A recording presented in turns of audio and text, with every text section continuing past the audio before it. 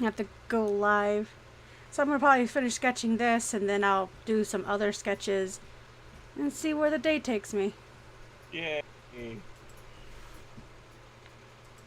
told me if you could fly. Happy Fireworks Day. Oh, there we go. The delay's not so bad. Okay, it's only like, I want to say 5 seconds. Not horrible. Hey, look, the $100 is still there from last time. Yeah, I didn't refresh that. If I'm gonna get any cash, that's gonna go straight into my fucking truck because gas. Yep. Basically, that just means I can't go anywhere for like a week, which, bums me out. But I literally have like 50 miles left of gas on that truck. And as far as my mom told me, and my mom's telling me that it's a bad idea to let it go any lower than that because something gas tank issues. Yeah.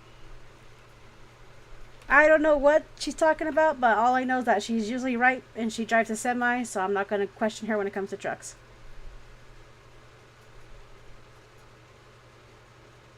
You could start on like vapor locking and stuff like that.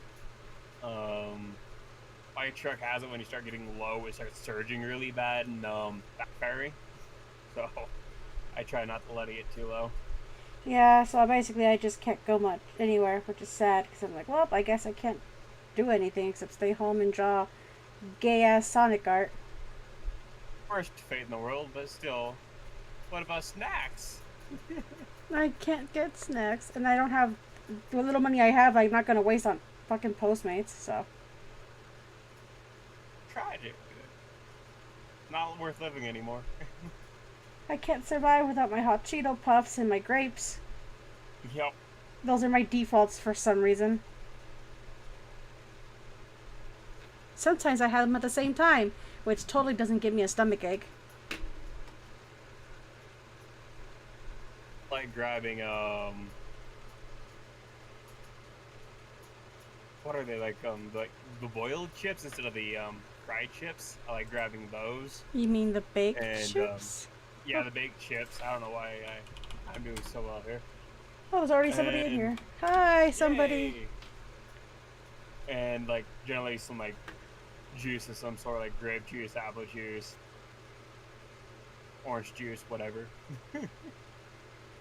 Well, I can't really have too many sugary drinks anymore, so I usually go for a Sprite Zero. Yeah. And if I don't get that, then I get like actual fruit and then I just juice it here at home. Because fruit juices tend to have a shit ton of fucking sugar. They're not much better than sodas. Yeah, that's why I try to find like the organic ones and whatnot, which are generally like way more expensive, but they're better for you. So You'd be better off just getting like straight apple cider. that's that's what I got this time around. And I don't mean like the regular American shit. I mean like actual fucking apple cider. You know what I mean.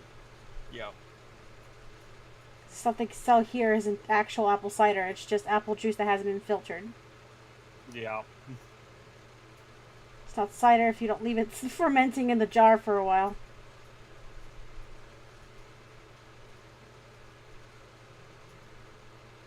Funny enough, the closest thing to apple cider you find here is people who spike their apple juice with vodka.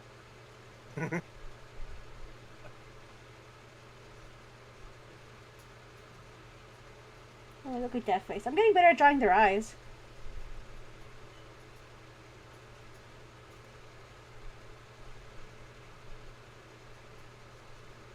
That's good because like They're just narrow, more narrow. I'm still gonna have Mimi have those weird eye effects that she has in her base form. yeah. So I am working on that comic too on the side. Just the scripts right now because I have no idea where the fuck I'm gonna go with it. But I have decided there's gonna be a point where like the base gets attacked, and everyone's fighting, and Mimi comes out and she's like, "You guys know I was the warden for a reason, right?" And then she just covers the entire base in a wood wall. Yeah. Uh, Mimi wakes up because Mimi comes out because somebody woke her up from her afternoon nap. hucks all the robots out. Oh no, like she comes out, it's like 3 in the morning, she's all pissed. You see her beat the shit out of somebody with a tree, and she's like, "It is 3 in the morning! Yeah. Shut the fuck up!"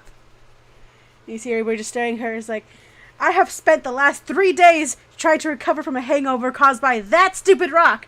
Shut up." Come and rate at a more appropriate hour. Eggman, you're about to be fucking scrambled into an omelet if you get the fuck out of here. I'm not Shadow and I'm not Sonic. I'm not going to torture you. I'm not going to spare you. I'm going to do this quickly and efficiently.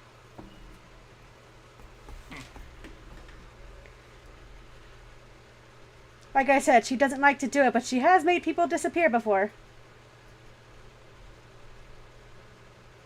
You know, sometimes when people are very persistent. Except for, you know, these 3. Because they entertained her for a month. It was rather comical.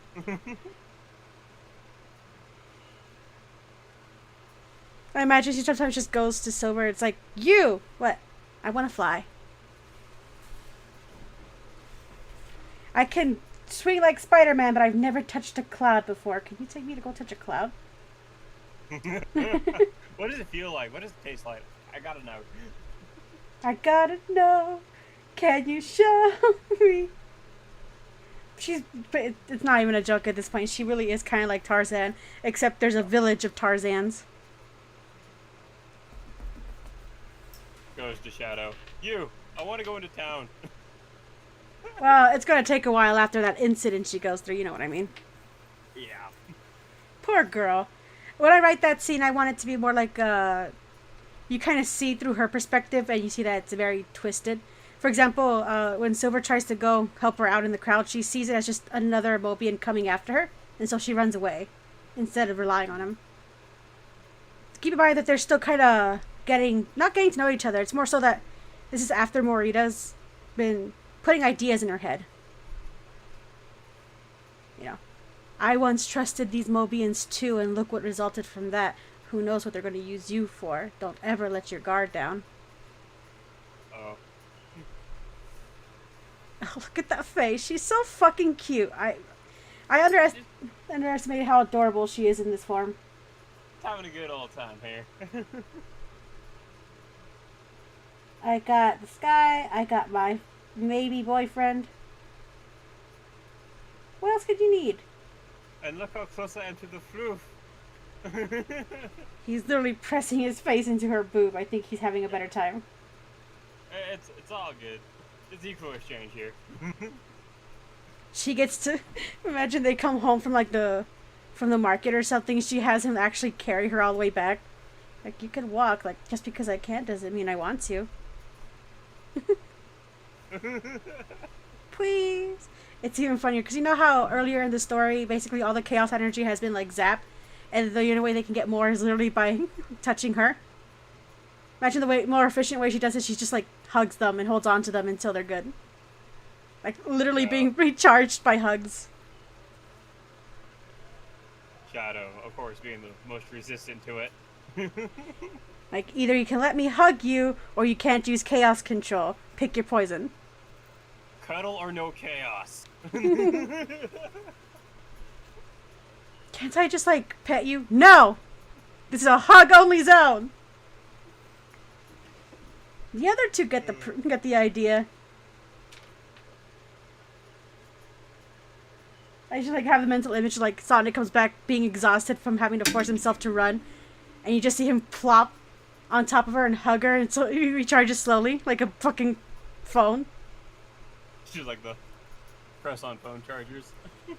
And she's just sitting there with her tail wagging and a big old goofy smile. I approve of this. This is nice. Hugs are nice.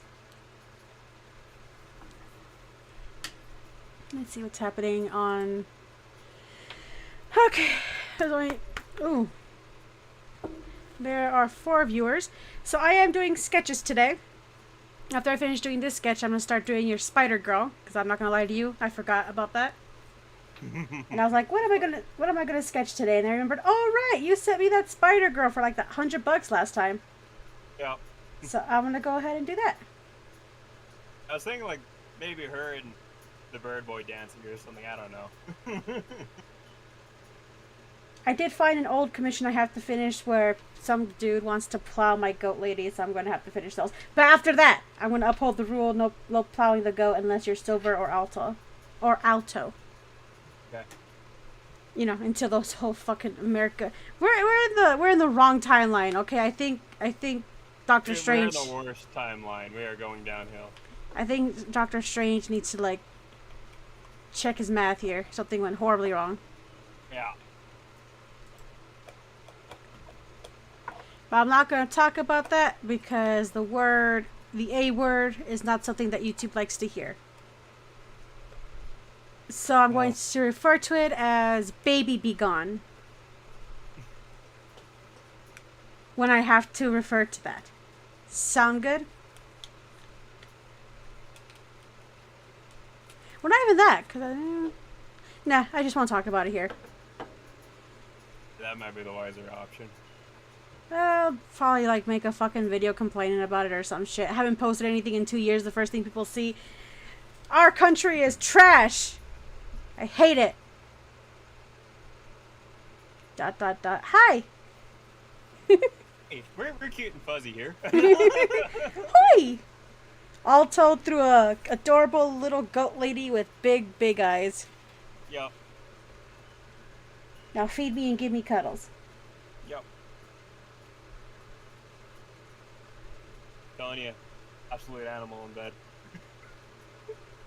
So I've actually been working out how I'm going to open up this story. That's the biggest issue I'm having with Mimi's story right now, because I'm not exactly sure where to open it. With Sasako, it was pretty easy, where you get the implication that she's met Amy's mom at some point, and there's something there, and then Shadow comes in, and everything just falls into effect there. That's easy. For this story, there's 3 major events that happen early on. 1, I have to introduce Mimi's village, and Mimi herself. 2, I have to introduce the main conflict. And 3, I have to figure out how they connect those 2 first events together in their brains so they both happen. It's like, how did they figure out that a witch did this in the first place when Morita's being hella fucking sneaky? Then again, she's a very vicious character, at least to Mobians. It's very interesting because I want to write scenes where you see like she's very friendly to wildlife and birds, and just she looks scary, but she's like a kind old lady until you put a Mobian in front of her, and then she just snaps and becomes this fucking demented thing that everybody expects. Yeah. But like you see that if life had gone normally for her, she'd probably be one of the sweeter characters you would meet. Like, you know, our little goat girl here. I still think for starting off the story, it would be best starting off with the freedom fighters and just seeing how they put the pieces together-ish, and then like just do a skip over to Mimi and get that whole village situation set up. Yeah, that's probably a good idea. See, the thing that I was thinking I might do is that I'm going to open with the freedom fighters, right? And it's just like a chill, normal day. They're looking out for Eggman's stuff. And then Knuckles comes running in, or he calls them in an emergency. He's still on, like, Angel Island and shit, you know? And he alerts everybody, the Master Emerald has started to develop these dark spots, and it's starting to kill off life on the island. I was like, what? Doesn't sound good. That doesn't sound good. What? When did that start happening? Literally today. Imagine they finally gave him a phone. Knuckles with a phone. It's probably like an old flip phone too, like from like an IKEA phone. Hi, Edwin. I'm drawing cute ship art. Look at this. Actually, this is very adorable looking.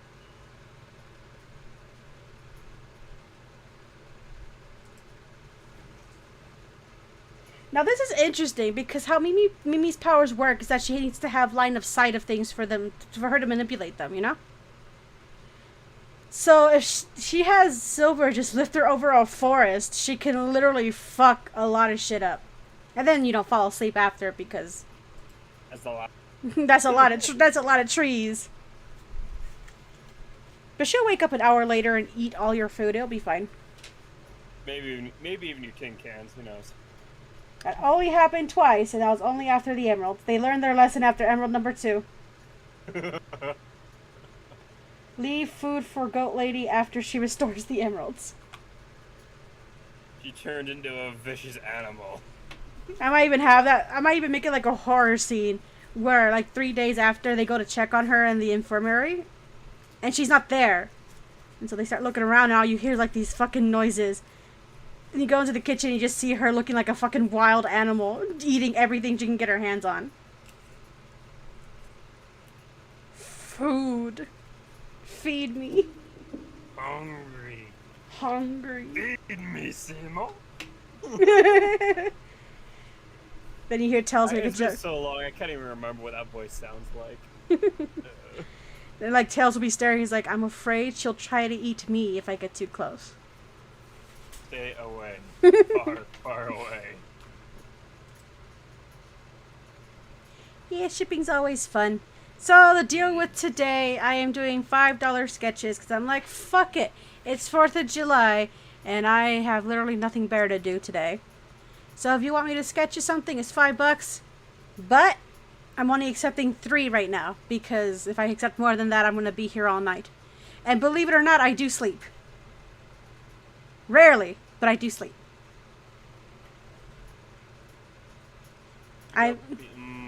Option. I might make this a sticker because if it comes out how I'm thinking, it's going to be incredibly cute. And I might not make her smile. I might make her like kind of. No, I'll make her smile. The thing I like about their relationship is that very early on you can see that a lot of it's very couple-like, but they don't really see it as that because they're just casual friends, or at least that's how they see each other as. So when they start getting made fun of for how couple-like they are, they're like, "Huh." I get. Oh. Like, it happened so naturally that it's not even like they even tried in the first place. It just sort of happened. Those type of relationships. Silver takes her to the beach and spends the whole day with her there, teaching her about beach things. She even brings back a seashell so she can remember that day always because, you know, adorable. Yep. And then he comes back with... She even pounced on him in the water, fell on top of him, and they just giggled like crazy, not realizing what that would look like to anybody else watching them at the moment. Because they stayed like that for a good solid, like, 2 minutes. Then he took her back, and he's... First thing Sonic says to him is, "So how was your date?" And he just turns fucking red. Like, oh. For blue screens. His brain just crashes because he's starting to realize,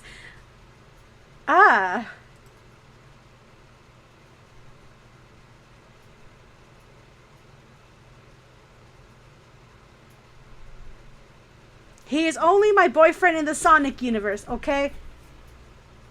And technically speaking, Mimi isn't me. She's a goat woman who eats a lot of food and actually sleeps. And is actually somewhat healthy about things. Real me has medication. We're fine. No, she acts more like me in the Almamore iteration of her, where she's a little bit crazy. And let's be fair. Fucking... If it wasn't for the fact that I have it under control, you guys probably think I'm crazy too.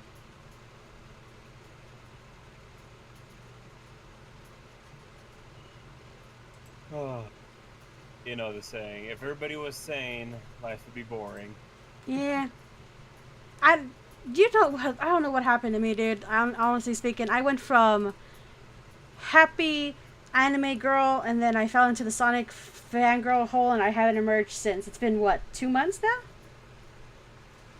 It's too deep, the whole hell. Send a longer rope. No, I am staying in my hole, because that way I can have my weird silver boy. Other people are stealing my fucking... I'm kidding. I'm not that kind of person. To be fair with Silver, it's kind of interesting because he has this weird time-traveling power, and he's existed in so many timelines. It's like... Everybody can have a silver, it's fine. Everybody can have a silver. In fact, here, you can have multiple silvers, and there's still, like, plenty left over for the rest of us. Exactly. I wish they would have done the Trunks situation with him, where his future is set in stone, so even if he goes back in time, it doesn't really change. But he goes back in time just to chill with his friends because, let's be fair, he probably doesn't have too many of those where he comes from. I kind of got the impression that he's the only living thing left.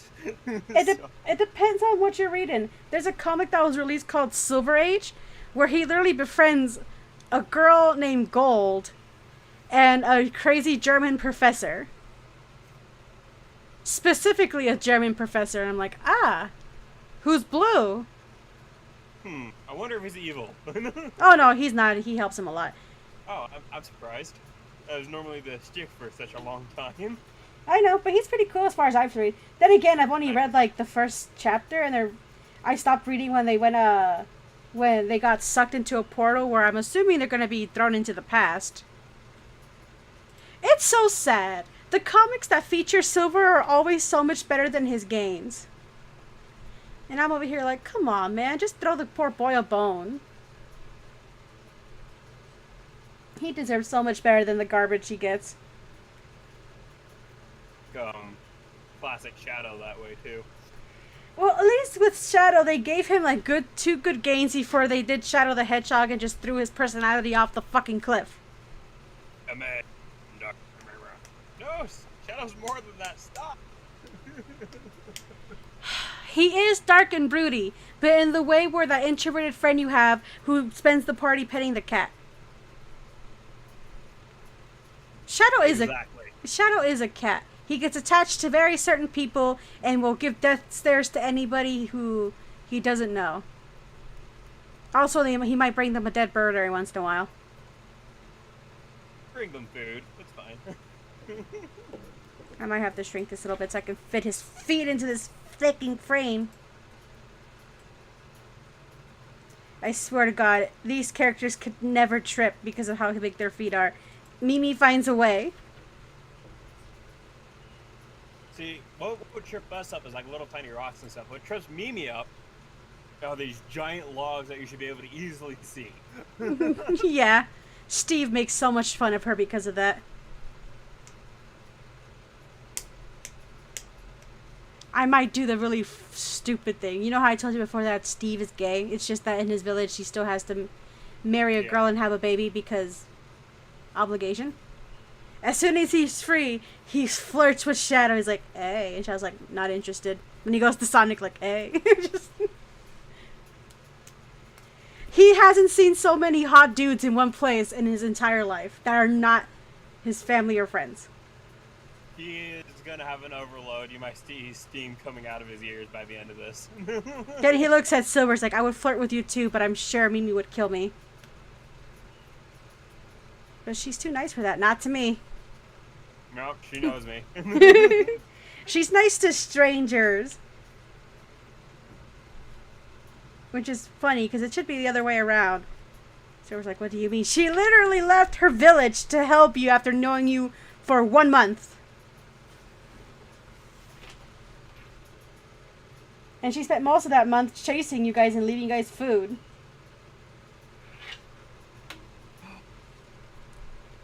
It'd be hilarious if it just clicked for him then that all those mysteriously appearing pieces of fruit came from her. Like, he just never figured it out until the very end of the story. He's like, that was you? And she just stares at him and is like, yeah. You're... Silver, honey, you're lucky, you're adorable.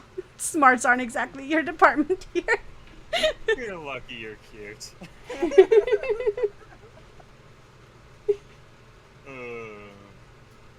Oh no, Silver, I don't know any other trees that just magically grow apples when there's no apple trees nearby. There always seems to be just one fruit left on the vine or whatever. You ever wonder why? No, I still do like the scene where it's like after they catch her, she just slows down and actually feeds them and gives them a place to stay. Just it shows you her character pretty early on. Where one moment she'll be fucking with you and having the time of her life doing it, and then the next she'll be like, okay guys, lunch? Not gonna poison us, right? No. If I was gonna poison you, you'd be dead already. What? What? If I was gonna poison you, I would have done that weeks ago. What? This is why you don't sleep in the forest with a witch. Anyways. I like to have the implication sometimes where you see she's sweet and bubbly, and then she reminds you, by the way, I've killed a guy before. What? What? Hey, you want to see a body? What? Did you know that Mobian bodies make great fertilizer for trees? Remind me not to piss you off. It's like, that's what I'm doing. That's what I'm doing here. I can't see you being able to kill anybody. She's like, well, I can't see you being able to fight. And here we are. Yet here we are. Looks at Silver. We first met officially by you falling off a cliff. That's not a great first impression of your intelligence here, buddy. Just imagine he pouts like, I'm used to being able to float. Okay, it's not my fault. He's like, so My then, legs have been so sore for these last couple of weeks. oh my god, that's Silver's main complaint. He's just sore because he has to walk and pick up things manually now. Yes. Like, my everything hurts. And then Sonic's over there is like, I'm late to everything. And Shadow's just there like, Kids. kids. You can't use chaos control. He's like, I don't rely on it. What about your rock? I'm going through withdrawal or anything. I mean, what sucks for me is my body is like 90% chaos. I'm being withered away. That's what sucks. I'm literally, I'm like a phone who's on 5% charge over here. Oh my god, that's the perfect comparison for Shadow. Like, I'm literally like at 5% here. The only reason I'm still kicking is because I have this thing, Pets Mimi. And she just gives you a cute little smile. It's like, I'm useful. It's a cute bleat. Yeah. Yeah, exactly. She doesn't do that often. She's actually quite embarrassed when she does it by accident. Because she's like, I am a goat, but I don't scream. And then someone's scared. She's like, ah! Like, you fucker. It's so cute when she does it. So people sometimes scare her just so she can make the noise. It's like the people that snort laugh. Basically. Yes. She doesn't snort, but she bah. Exactly. If she get mad, then you should probably run, but... And her face would be bright red. Oh, she does turn bright red. Her complexion, because she's a light yellow. It's very funny.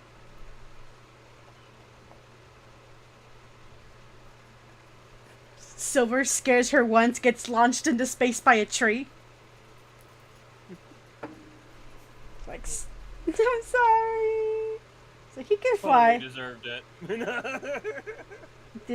Did you need to do that? He can fly. He'll be fine. Be lucky I don't do the other thing I do with trees. Because, she also has the ability to wrap you in a tree root and drag you underground. Willow? Basically. She's basically Willow. Willow is by far the scariest character in that whole series. Yeah, and that's why she's gonna marry the horrible bad guy. Yep. But no, her character, Mimi's character, is a lot like Willow, except more hungry and more prone to walk face first into a tree. It's even funnier when she grows the tree and forgets it's there and just walks right into it. Like, ow, my snoot. Just sitting there aimlessly, just growing trees and whatnot, and just turns a corner, boom! Oh! You grew that! Makes puppy dog eyes. Don't make fun of me.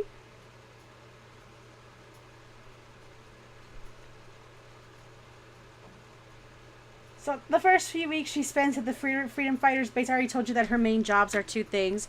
One, she helps keep the food stores up because she can literally make trees grow more fruit. Though she explains that you have to be careful because if you make them grow too much fruit, the tree's gonna die. Because, most trees die after a certain amount of seasons. So she literally has to grow new ones. And And the other one is helping provide power.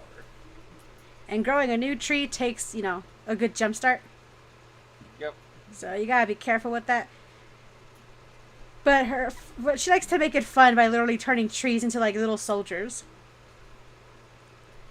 Like, strawberry patch, I see that you are ripe, but you are not in your baskets. Go, go, go! And then you just see the strawberries pop off the bush and like scurry over to the bush into the little baskets. Should I be concerned?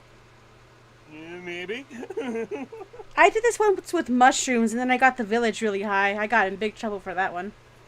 It was pretty fun though while it lasted. I got put into the illusion cave for 3 weeks because of that, but hey, it was worth it. Implications of that once you realize what the illusion cave is just horrible. Yeah. There's just something she can't resist, okay? And the idea of having a little plant army is something that she's always been smiling and giggly about. I once put on a full theater production with just sycamores and pine trees.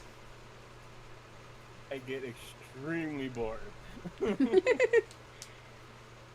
Oh, I can see, like, everybody, I know, like, how everybody always makes fun of Shadow for using guns and vehicles and whatnot.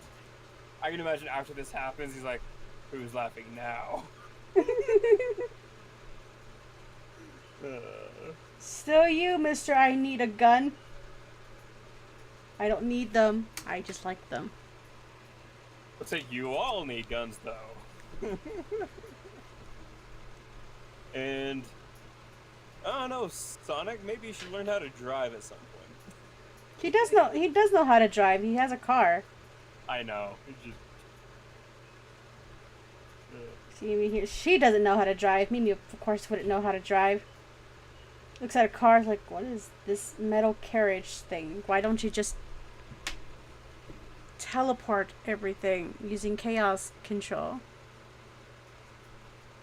Not everybody has that. Oh right, you guys are normal people. You're not weird. Okay. She has to remind herself that not everybody here are witches, so sometimes she makes that mistake. Like, oh right, I'm the weird one here. Well, oh my god, the favorite thing she likes to do. So you know how most carriages are made out of wood? Yep. She can literally have them grow like little feet, and they'll be like walking wagons. Like, oh, that'd be great. Just is that broke great? a wheel, whatever, it just starts walking. So you're like, oh, is that crate made out of wood? Yeah. Okay, don't need to get the crane. Snap, and as you see a conga line of boxes just walking. Like, I don't know if that's cool or creepy. Like, it depends what you're using the crates for, I guess. And you see Silver, there's like, it's very creepy. She brought a jack-o'-lantern to life one year. She cried. There was a whole funeral for it afterwards. Bob was a good pumpkin, okay? He was an honorable one. He left this world too soon. You bring him back every year, and he deserves it. Be even funnier Just see Mimi just doing like this whole ritual that does not need to happen to bring him back. Figures out what a fucking satanic circle is and just starts doing that. Yes. Like, me, honey, should I be worried? She's like, don't worry, I'm not summoning a demon, I'm summoning Bob. Yes, I should be worried. Besides, that only happened one time. I figured out the kinks since then. It's fine. He's still only gonna last a week. Mimi, I know, it's a tragedy.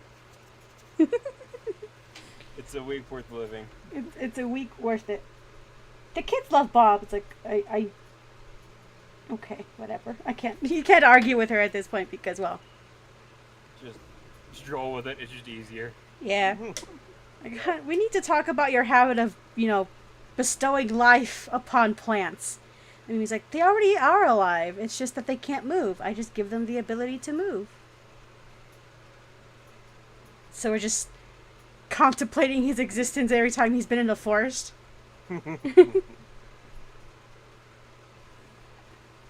Everything. Yes, I could ask the trees, so I know exactly where you went. How do you think I stalk people back home? Oh my god, that's a good point. That's probably how she gets information. Through the grapevine. Literally. Sonic, by the way, if you really don't want to get a rash, don't run through the ivy patch north of here. How did you know? They told me. Just silence after that. Oh. Also, Tails, the Sycamore Outback doesn't appreciate it when you dump motor oil all over it, so maybe you should stop doing that. Tail starts crying. She's the warden, okay? She spent a lot of time alone.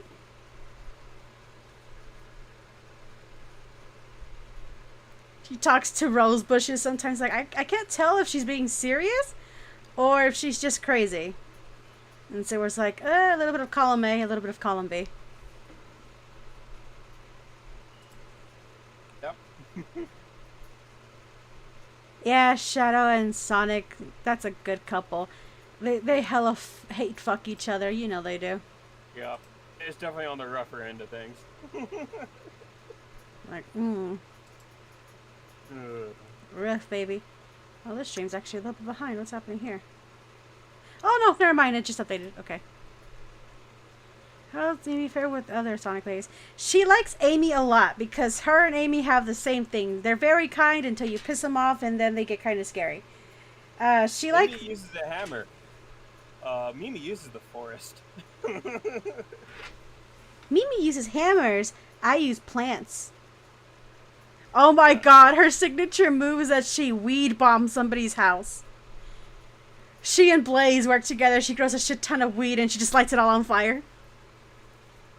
Oh man. Doesn't work too well on robots, but it's sure gonna beat the shit out of anybody living in there. Yep. Your ventilation means nothing to us. See, there are 3 things that Mimi really likes. She likes her family, she likes snuggles, and she likes food. If you provide her with those 3 things, she's very bubbly towards you.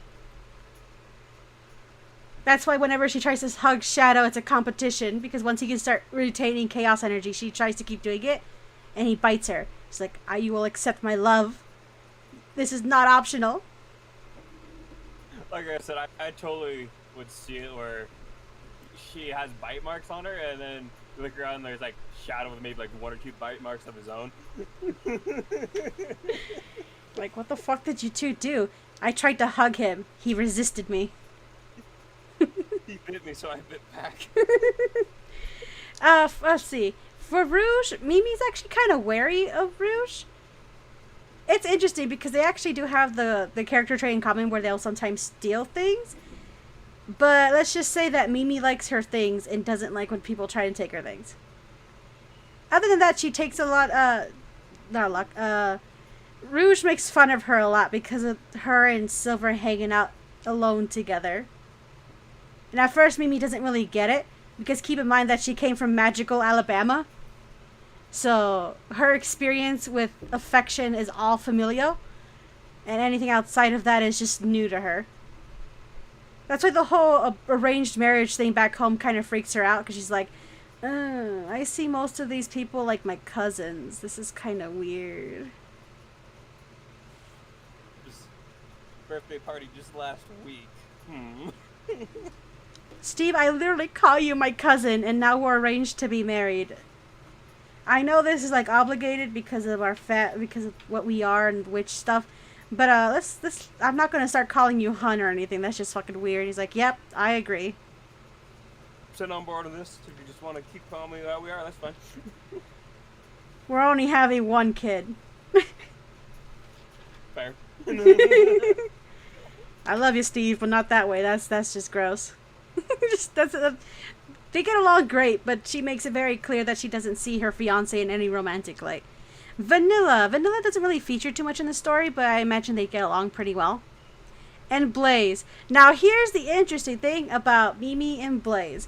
For like the first third of the story, Mimi is convinced that Silver and Blaze are actually a thing because of how close they are, you know? So what she does is that she starts actually trying to make situations they're in more romantic for them because she's a little shipper deep inside. She likes seeing love, mainly because it's really cute to her. She stops doing it once she starts developing, you know, actual feelings for our dumb little silver boy over here.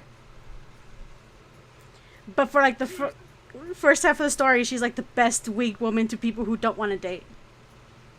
Can't you feel the love? Mimi, shut up.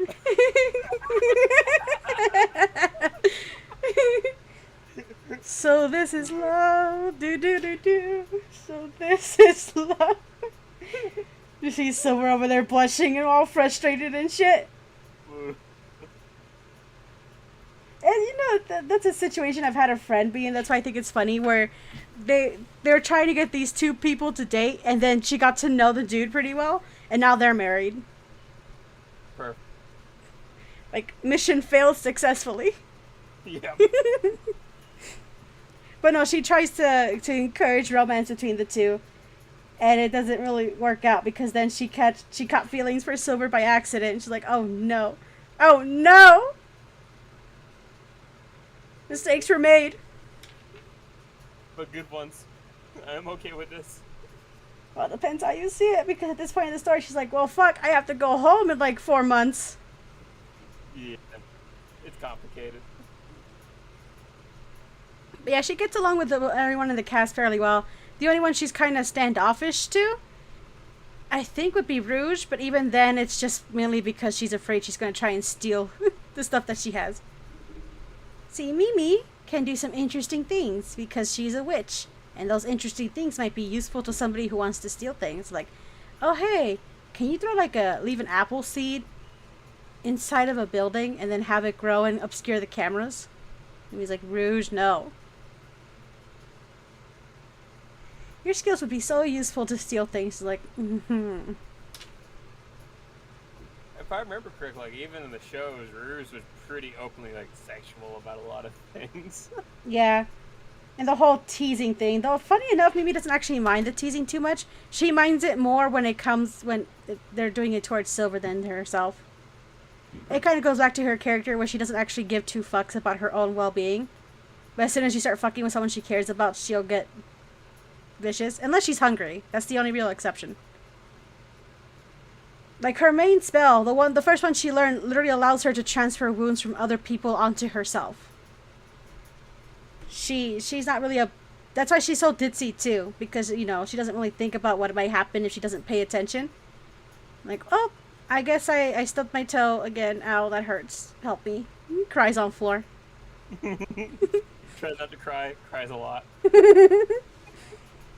Like, what am I gonna do with you? She's like, love me? Give me cuddles and attention. Oh yeah, it's just that Mimi's a little bit less crazy. She's not a huge conspiracy theorist, but she does like making trees and defenses a lot. Okay, we need to reinforce the base. How do we do that? Okay, so plant a bunch of oak seeds everywhere. Why? You'll see. Eggman invades, literally just sends the entire army flying with a bunch of oak tree catapults from the ground. Yeah, just make a bunch of plant mines. Basically. Or like she's on the battlefield and there's a bunch of robots and she just sprinkles seeds everywhere, and then she starts literally dragging these robots into the ground and crushing them with trees. You guys don't seem to remember that you guys spent like a month trying to catch me, and I was going easy on you. Because it was fun. I was playing with you all month. I even helped you survive in the forest without you even knowing I was there half the time. This is nothing. Like, we're like, we gotta keep her safe, our little goat lady, and she's like, excuse me? Let me remind you, I was fucking with you for like a month. You guys would have died if I was being serious. She does have limits to her power, though. Controlling an entire forest worth of trees drains her pretty quick. She's a god for like 5 seconds and then she flops. Yep. Quick, somebody get me a can of Monster Energy drink and 6 coffees. We gotta keep this bitch going all night. Put Give it me- right into my veins. Give me gamer fuel. Speaking of gamer fuel, let's see if I can order anything because I'm actually kind of hungry. No, I can't. Oh well. Well, fuck it. I'll eat something for dinner later. Oh, it's the 4th of July. Everything's probably closed already. Yep. I've done the tradition of buying a bunch of beers, and I'm just sitting here chilling and slowly drinking them all. I think actually my brother's gonna go buy beer. Let me see if I can Nice. ask him If to he bring. doesn't, I'll say if he doesn't, force him.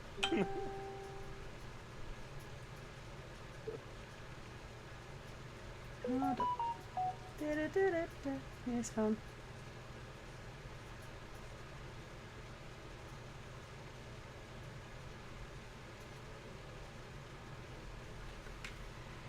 Well, so anyways, Mimi's a very playful character. Her main flaws revolve mostly about her being very nonchalant and she doesn't really pay attention to things. She's the kind of person who, if she's off in her own head, she'll find a way to trip over a truck. Yep. She runs into glass a lot. She kind of shows up in her own world. And then there's that whole thing that she's obedient to a fault. Now, I want watermelon, dude. I'm so craving watermelon, but those things are expensive. I don't know if it's just this year, but literally the Walmart's been selling whole watermelons for like $6. And I'm over here like, they used to be like $4. What the fuck? To be able to pick them up like a fiver. What the fuck, bro? And then the personal watermelons cost more and they're smaller. I'm like, what the fuck? You don't have a family? Well, screw you. Fuck my family. I can eat one by myself, but I don't have the ability to be spending $6. That's a gallon of gas where I am right now. If you give the goat a watermelon. I want to write a scene where the first thing Mimi does when she sees a watermelon, she just takes a straight bite out of it. Doesn't even slice it open, just crunch. And all. And she looks at everybody, she's like, this is very crunchy. I'm like, you're not supposed to eat the rind. Nah, crunch. I'm a goat. I can eat anything if I put my mind to it. It's kind of because I've told people, like, if the company that I'm working for wasn't helping pay for my gas, I wouldn't be working. It would be just too cost productive. Just, yeah. Dude, I don't know how people are doing delivery jobs right now. Like, just I don't me. know how either, considering every week when we go to fill up my truck, it's like $400 right now. Dude, I put. Last time I filled up my truck completely, right? Yeah. I spent $140. To give you all a little an idea, my truck has a 52-gallon tank, whereas most stock trucks, like what she's driving, has like a 25-gallon tank. So yeah. But yeah, I drive my truck so much, it is like $300 to $400 every week to fill that thing up. Like, It's very upsetting. it's not even funny. Like, I was joking on Twitter that I literally need some gas money. I'm like, yeah, no, I'm not even joking. Like, at this point, like, a good third of my paycheck just goes straight into that truck. If the company wasn't helping pay for my gas, it'd be like half my paycheck every time.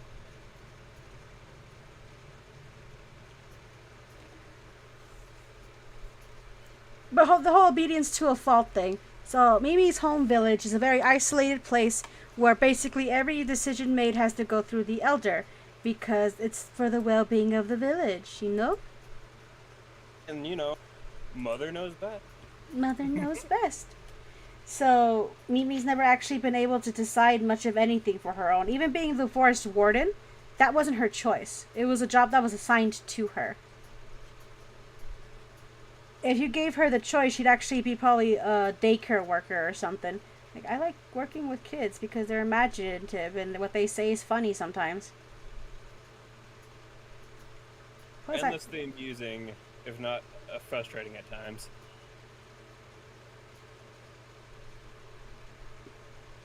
But no, she became the forest warden because she's one of the strongest witches they have.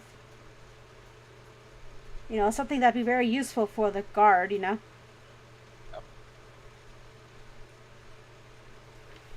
Even going on this journey to help these guys out, that wasn't really her choice either.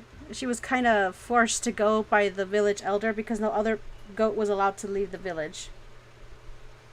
So in all reality, most of the big decisions in Mimi's life weren't ever really up to her. So outside of when she has to work as the warden out in the forest, she's not used to having her own autonomy. She's not used to having to, like, ask people for things or do things just because she feels like she wants to. That's why for, like, the first week she spent at the Freedom Fighters base, it didn't even occur to her that they were going to give her food. She literally went out into the woods and started learning about the fauna there just to figure out what she can and can't eat. Until Tails was like, I haven't seen you eat that much. You should probably eat more. I imagine powering the facility can't be a light task. And she's like, it's okay. I forage in the forest after work every day. Like, what? Just staring at her. Imagine, like, that's the very first time where she realizes, oh, hey, this isn't like home. Woman, I got something very important to show you. Leads her way to the fridge. Leads her to the mess hall. Yes. No, but it gives you a good impression of her personality because, well, when he asks her why she hasn't been, like, eating at the base, her first words are, that's your food. I'm not going to take your food. The base is food. You work at the base. You're single-handedly powering the entire base. The very least we can do is give you some food. It's like, oh. I guess in her mind it's like, well, her jobs are just like an obligation she has to do and then she has to provide everything herself.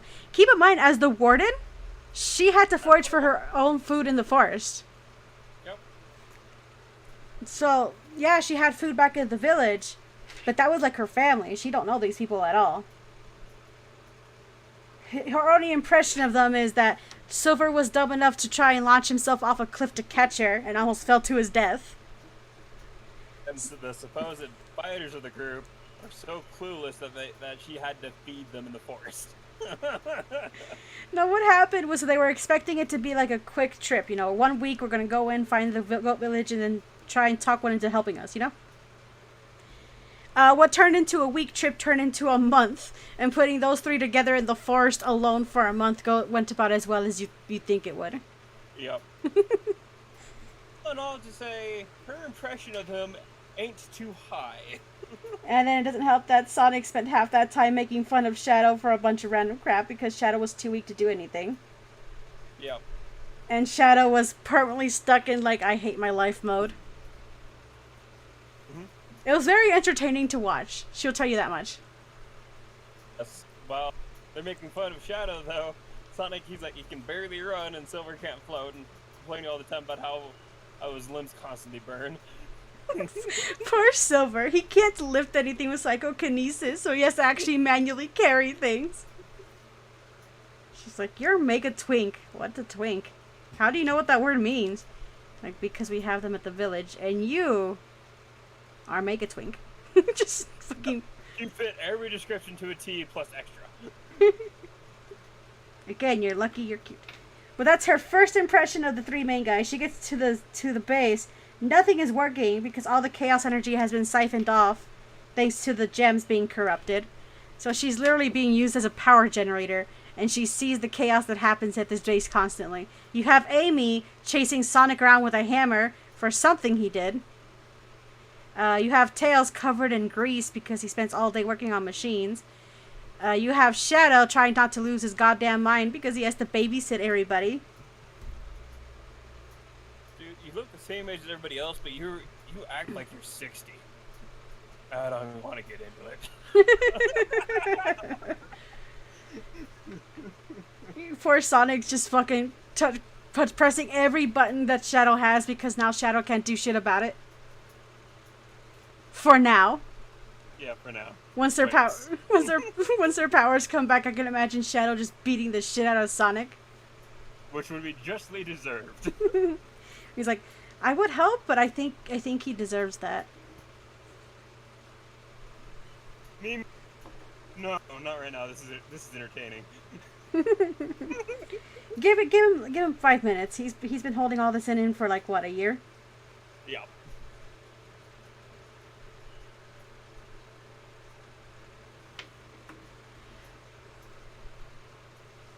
Oh my god, it's really funny when you start thinking about it. She has to power the facility, so that means she's literally powering the things that keep the food good.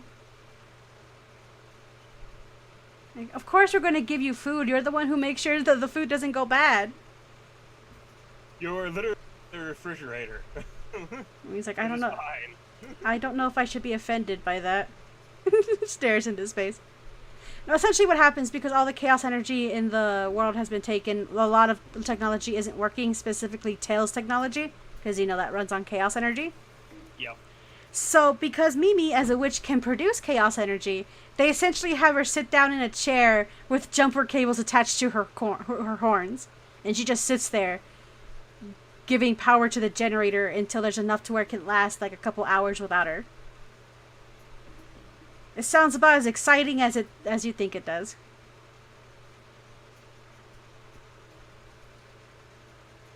And she's over here like, ugh. Good thing she figured out her passion for reading. Well, for the first 2 weeks, good thing she learned how to be a warden and do nothing for hours on end. Yeah.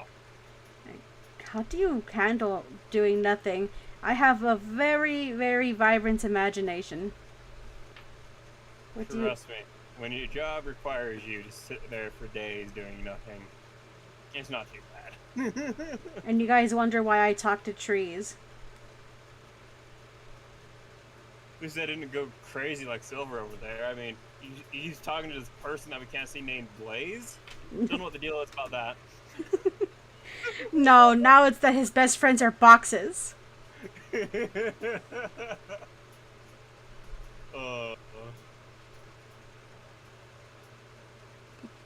Oh my god, yeah, Sonic is target practice. So, this is how the story, well, a good part of the story is going to open. So, Sonic, Shadow, and Silver Brain are off in the forest on Mimi's hometown. It's a big mountain, a big tropical mountain with a bunch of forest, jungle on it, basically. And they're going there to look for the witches in hopes that maybe they can convince one of them to help them. What they don't know is that the moment they entered the jungle, she already knew they were there. So she's been watching them. She spent about a week just kind of stalking them, trying to figure out why they're there, because Mimi's job as the warden is to eliminate threats to the village.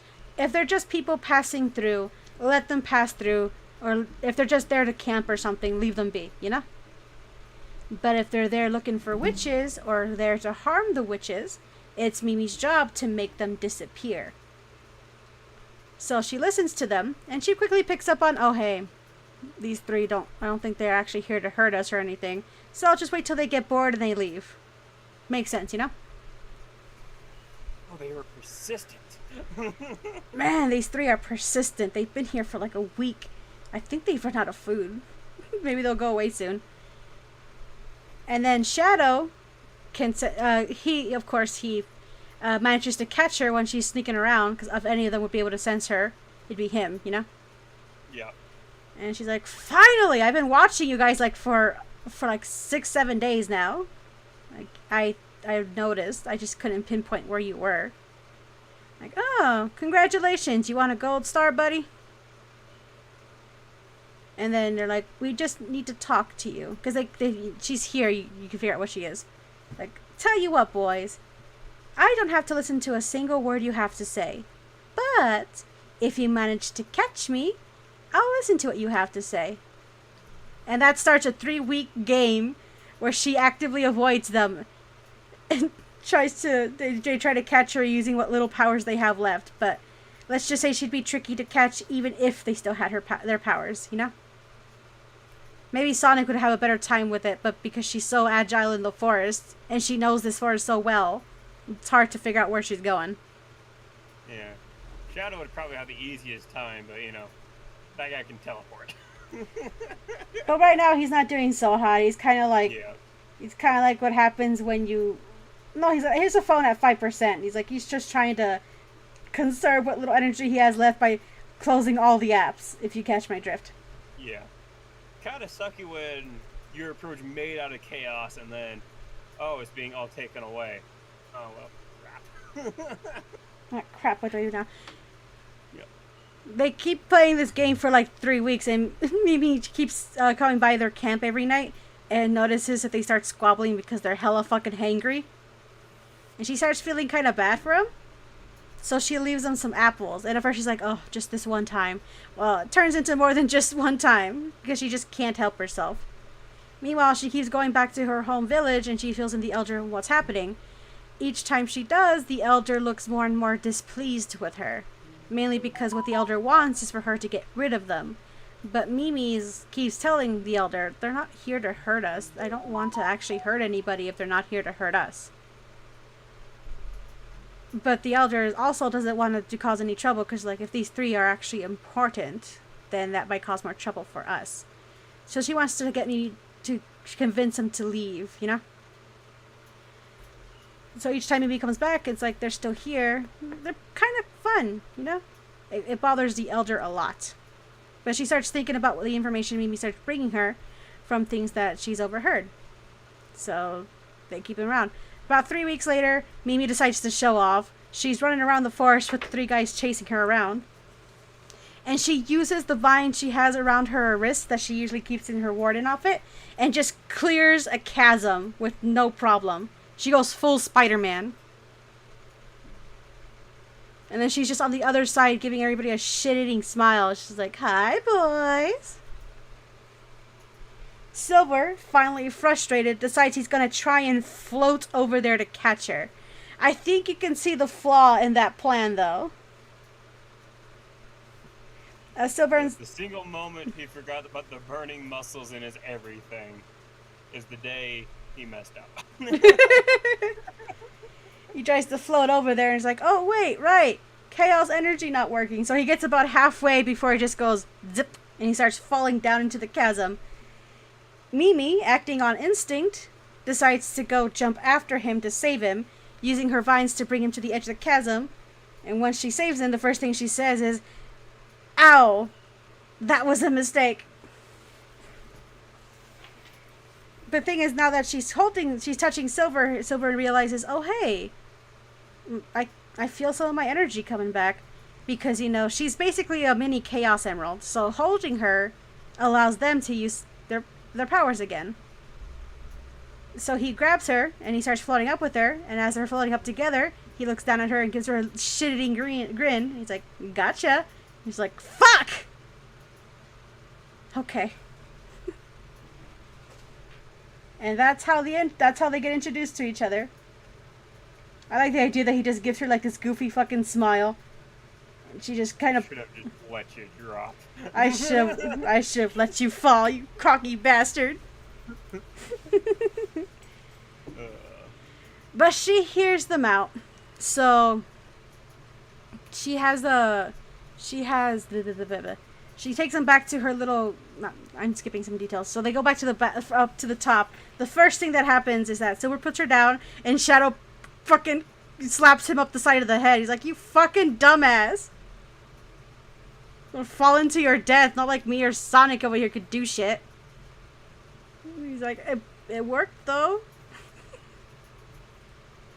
He's over here just looking at these three. He's like, how the fuck have any of you survived each other all this time? You look like if I left you alone in jail, I'd come back and find 2 dead bodies and 1 black living hedgehog.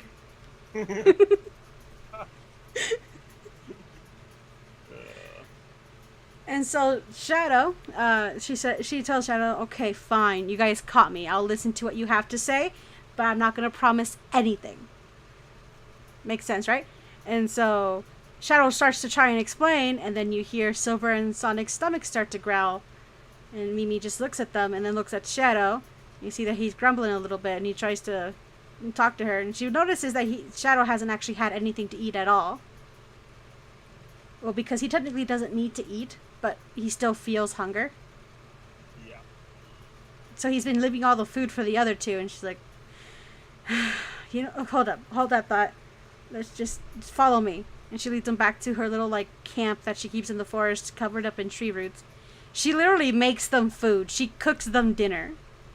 Like about like 2 hours ago, they were trying to catch her and hunt her down, and now she's over here making them a full course meal of bread and pumpkin soup. Tasty pumpkin soup. So she sits down. She gives him the food. Shadow looks at her, gives her a look. It's like, how do we know this isn't poisoned?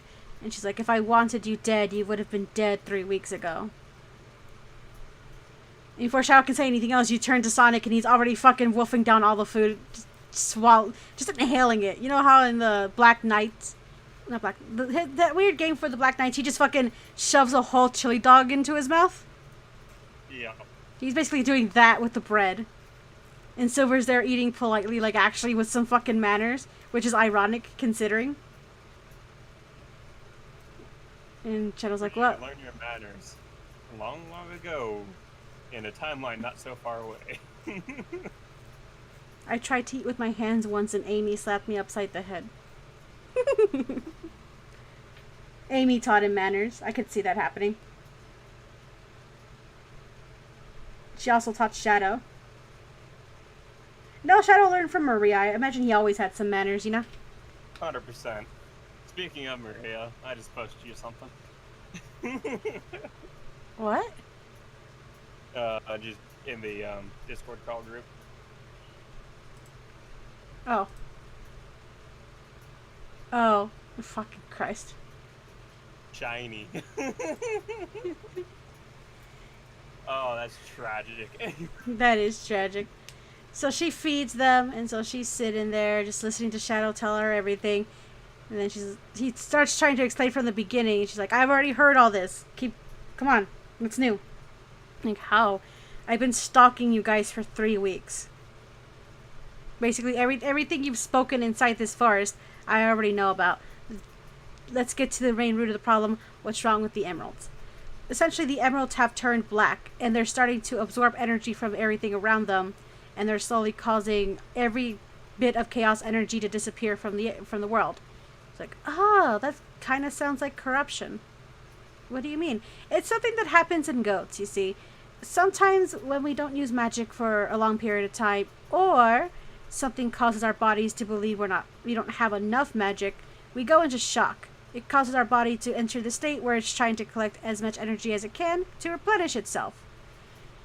In goats, it's easy to fix. You just gotta give them a jump start by having another witch come and give them a good kick in the ass with more magic, more chaos energy, you know?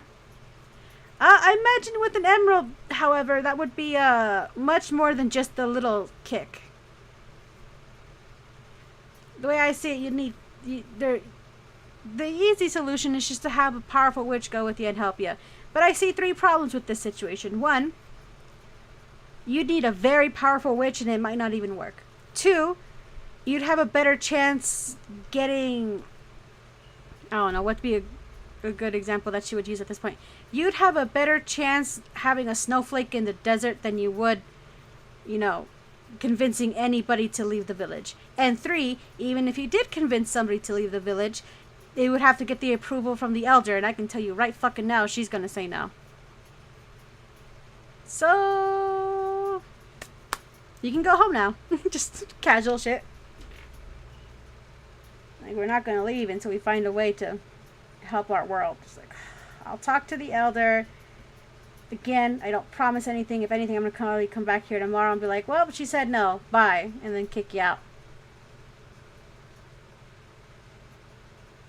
But hey, see, things happen, and then you end up getting Mimi as your personal generator.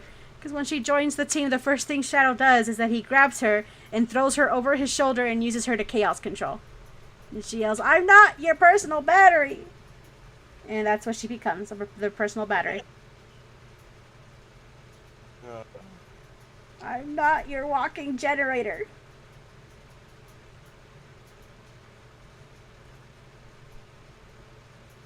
Please, we just need a little bit more energy today. She's like, well, you better have some good fucking ice cream because I'm not doing it otherwise. You gotta bribe her with food. For every hour I charge 3 snacks, and not just regular snacks, good snacks. It would be also equally exchanged for things I have not tried yet. I can see that list quickly dissolving.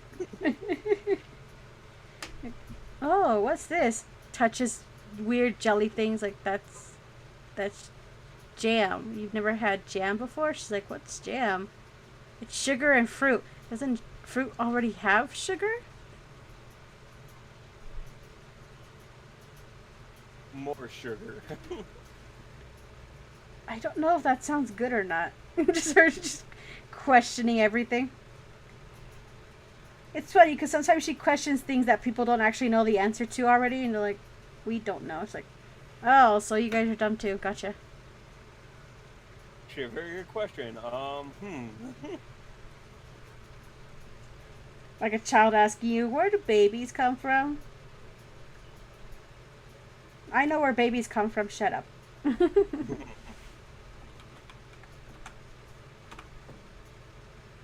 I know a part of you is supposed to go inside a part of me, and then things happen.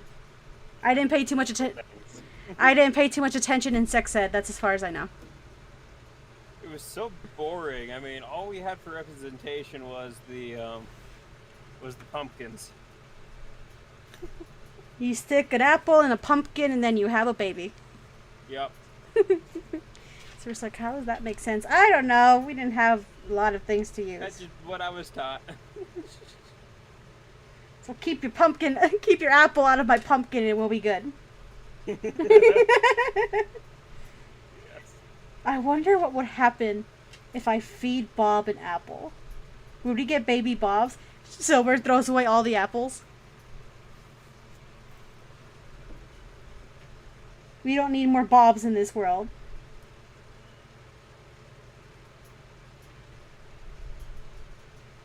Though it is funny, because technically speaking, Mimi and Silver in the future have 3 kids. I can imagine the first one was a complete and utter accident. Just because neither of them knew what a condom was. What's protection? Oh my god. This is... Sonic just staring into space is like, I can't believe Silver's gonna be the first one of us to have a kid. And then Shadow's over there like, was there really any surprise? You don't fuck Amy, and I don't want no fucking kids. Point taken. Oh, Mimi takes up reading pretty quick because after you can only sit so still in one spot for so long before you start getting bored. So she starts reading books, and she quickly finds out that witches in the outside world are seen as villains. Isn't that great for her self-esteem and confidence in this team of people that she doesn't know? And has been so far using her pretty much is nothing more than a battery. So. No, but that is something tragic. Where after she repairs the first, before she repairs the first emerald, Silver doesn't actually pay too much attention to her. Like, he's friendly to her, and they'll have like a passing hi, how are you kind of thing, you know? But he doesn't pay too much attention to her because he's too busy being stressed over the fact that if the emeralds aren't repaired, he's never going to be able to use his psychokinesis powers again. Which means he won't be able to go back to his time. He's basically stuck there. Fun times! So he's stressing about that and trying to think of a plan B just in case plan A doesn't work out. Meanwhile, Mimi's over here. Shadow brings her food because he's noticing that she doesn't eat too much when she's charging the facility. So he brings her a sandwich, or he brings her like fruit or something. It's a friendly gesture, you know? Yes, this is why we keep saying Shadow is like 90% cats. Yeah, he brings her food. And then Sonic just stops by and talks to her once in a while, you know. Casual conversation. Like actual conversation, not just, oh hey, good morning, how are you? Good? Okay, see you later. Bye. Like, sit down, like, oh dude, I saw a double rainbow today. She's like, what's a double rainbow? And then, you know, they have a conversation based off that. No, it makes it easy because she's the captive audience. I literally can't go anywhere, help me. Like, he'll tell her about some adventures they went on because, he's trying to show off, I guess. He's being a cocky bastard, kinda. But not in the ways like he's trying to show off, more like he's trying to tell her about all the fantastic things he and his friends have done. The freedom fighters. What are the freedom fighters? I've never heard of you people before. Oh, we fight against Dr. Eggman. We fight against a giant Eggman? A sentient egg person? I didn't know there were egg-shaped... I didn't know eggs could be Mobians. Like, I think he's actually human. What's a human? Oh. Like, that's the level... That's the level we're at right now, where she doesn't even know what a human is. What's a human? Sounds like a disease you'd get.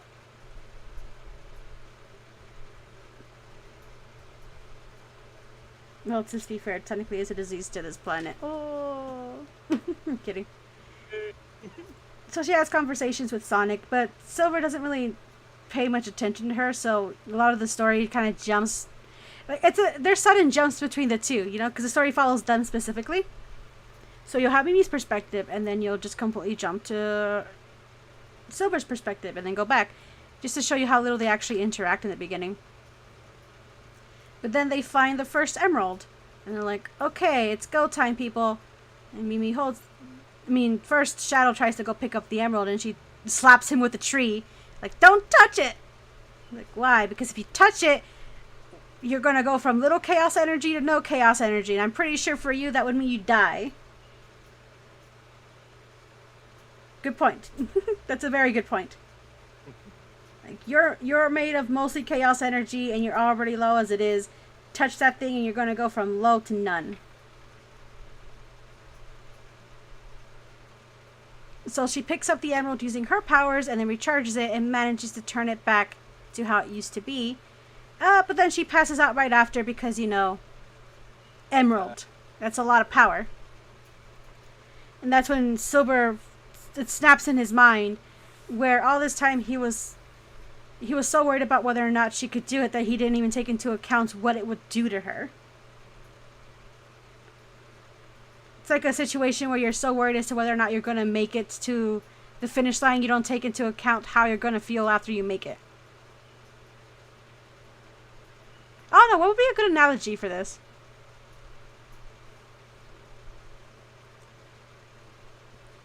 Well, you get my point, basically. You're too worried about the end result. You're not thinking about the steps to get there. Basically, I guess. And it doesn't help that she literally passes out for 3 days. Like, for 3 days, she's breathing, and she looks okay. She looks like she's just asleep, but she's completely unresponsive. And so Silver feels kind of bad. He's like, wow, dude. We basically took her away from her home. We don't even know if she's going to make it back if we have her do this.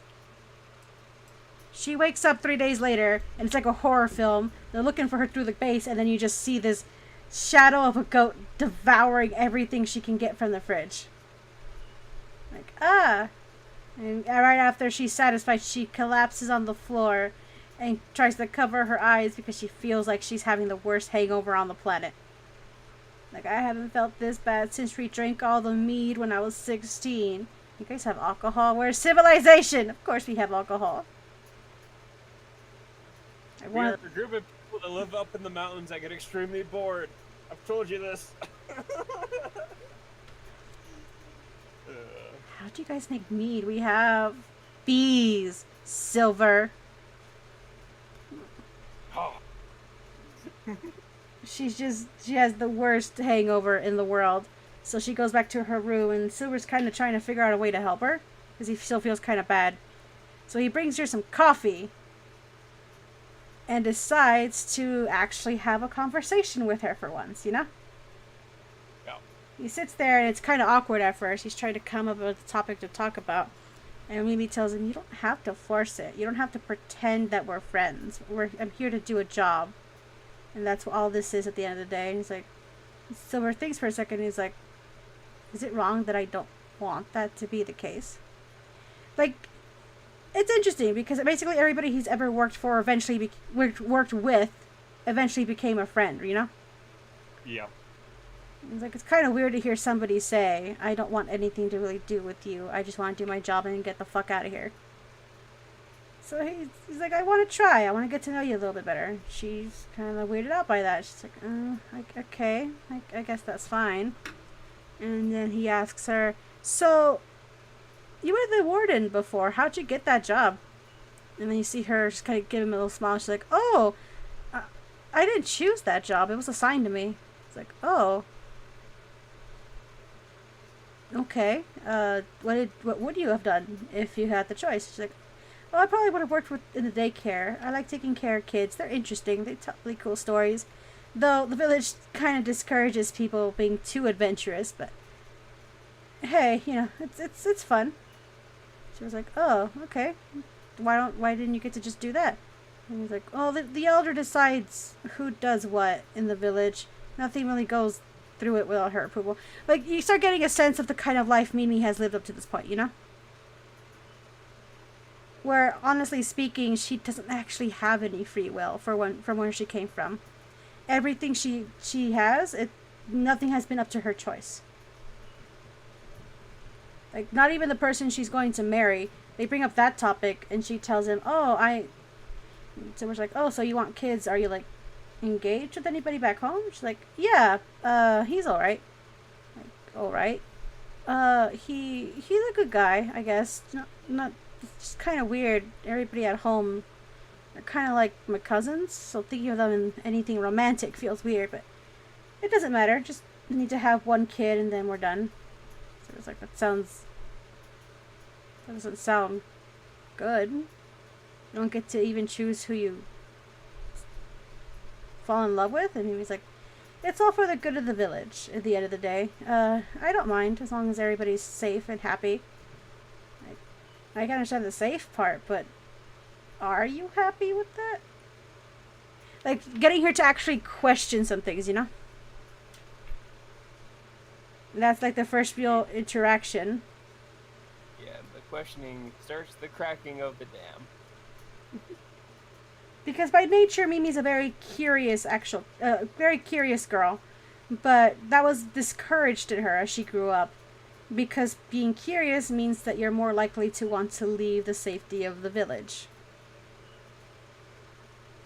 So, when she was younger, whenever she showed tendencies to want to go out and explore, she was punished for that. So, eventually, her adventurous spirit kind of died down, and she just conformed like everybody else. And to her, that seemed normal. It's like when you're born in a cult. What the cult does is just life. Yeah. That's just how things are. So she's starting to experience for the first time what it's like to have free will, to be able to just do things because you want to do them, or to be able to just want things and then not be scolded for doing things. Just, it's weird to her. It's unfamiliar. But in her mind, she's still stuck in that mentality where I'm going to go home one day. This is just a little adventure, a little obligated job that I have to do. Once it's all said and done, I'm going to go home and have my kid and live my life. It doesn't really slap in her mind that now she has the opportunity to, actually see things. And that's the basic crux of the story. And to me, it makes perfect sense because, well, it was her whole life growing up to be that way. You're not going to suddenly flip the switch within a month going, I can be my own person. What the hell? A lot of the things that happen with her don't happen right away. You'll notice that she'll think of something and then she holds on to that thought for a while. For example, at this point, Silver is actually starting to bring her books to read while she's just sitting there powering the generator. And so she's learning about things like the beach, something she's never actually seen before. She's heard about it. Like, she knows what it is, a large body of water. But she's never seen anything that's in it. She's never seen sand. In fact, a lot of the creatures that are common to us, she doesn't know exist. So she reads about the ocean, and then one day she reads about sand. And she's like, oh, what's sand? Because she reads in the book that people like to dig their toes into the sand. And she's like, does that feel good? Why would people do that? I was asking around, figures out it's a bunch of little tiny rocks. Thinks of the mountainous rock she has back home. That can't be comfortable. Basically, yeah. Because, like, it's like a bunch of small little particles of stones and shells. And she's like, that doesn't sound like that'd be nice to dig your feet into. So she goes up to Silver and she just asks him, Silver, can I ask you something? He's like, yeah, sure. What's sand? And then he's like, oh. Then you kind of see in his head that he's thinking, because, you know, he would understand what it's like to be her right now, not knowing all these new things that are appearing in her life. So he kind of gets excited because, like, I could be what my friends were to me. I can show her all these things on Earth, all these nice things in this timeline, you know? So Every time you bring that up, my mind flips over to the YouTube video you showed me. which one? You gotta be specific here, buddy. Oh, is that a tree? And a rock too? Fuck yeah! Fuck yeah! This turned out to be a great day. All around me are familiar places, worn out places. Is that a house? Yeah. It's great. I love that shit. It's just great. You have corrupted my mind to that point from now on. It was tragic. So he tells her, why don't we just go? You can see for yourself. And you see Mimi, like, instantly kind of recoil because she's still kind of that mentality where she shouldn't explore things. It's very sad because her first instinct is to be like, no, I'll get in trouble if I do that. And he's like, no, you won't. We're just going to go to the beach. It's not a big deal. And eventually he manages to convince her to go. And so they go together. Just him and her to the beach. I don't see anything wrong with that. I don't see how that could be interpreted by anybody in the base. Not at all. And they just spend time there. He teaches her how to make a sand castle. She actually digs her feet into the sand. She's like, "Hey, this is kind of nice. It's like a nice. I don't even know what this is." She doesn't know how to describe it because, like, it feels like sand, but she's never felt sand before. She starts playing in the water, finds out. Yeah. Then she finds out that she can control seaweed from the ocean, and so she makes a big seaweed monster and just walks around in that for a bit.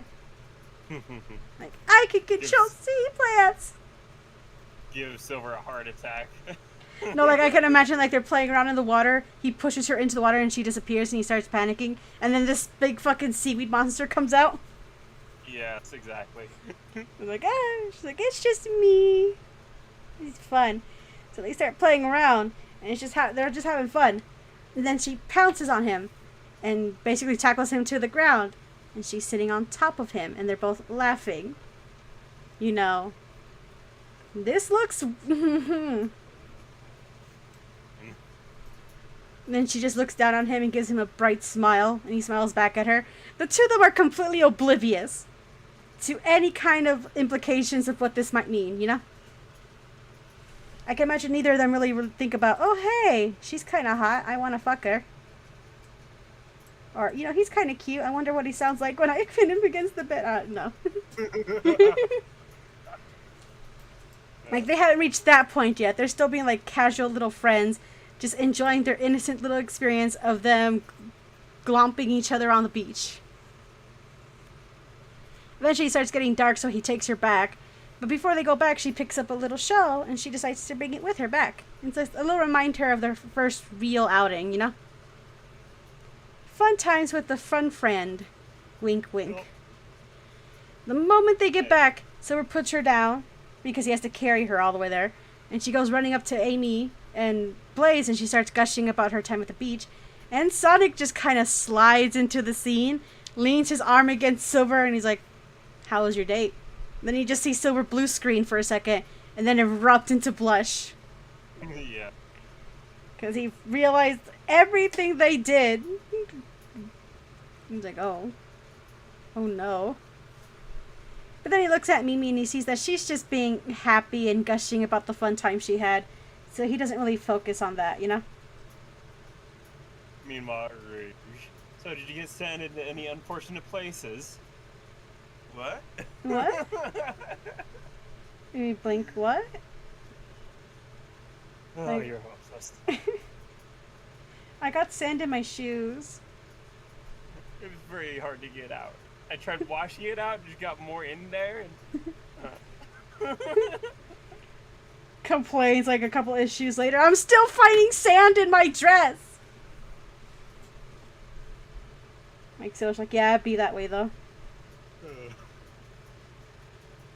Sorry, I probably should have warned you about that. But then that starts the habit of her coming up to him every once in a while and asking him about things because they sometimes go out to actually see them. So she'll be reading a book about deserts.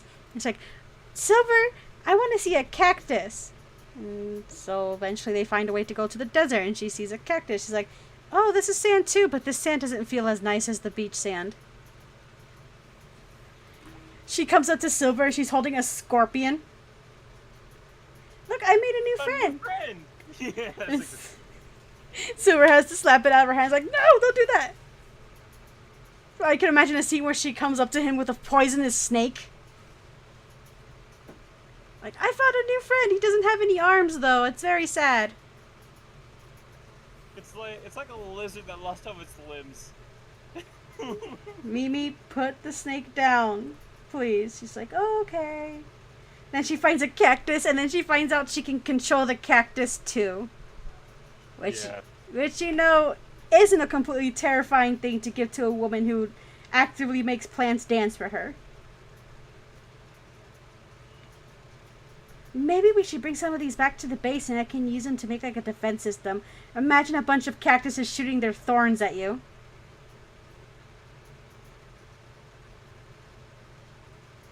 Every single time they come back, he gets teased immediately by Sonic and Rouge. Keep in mind that at this point, Mimi's still like, he's a very good friend. I like him a lot. I think he's in love with that cat lady, so I'm going to do my best to make sure that he gets a chance with her. Everyone's like, oh, honey, honey, honey, honey.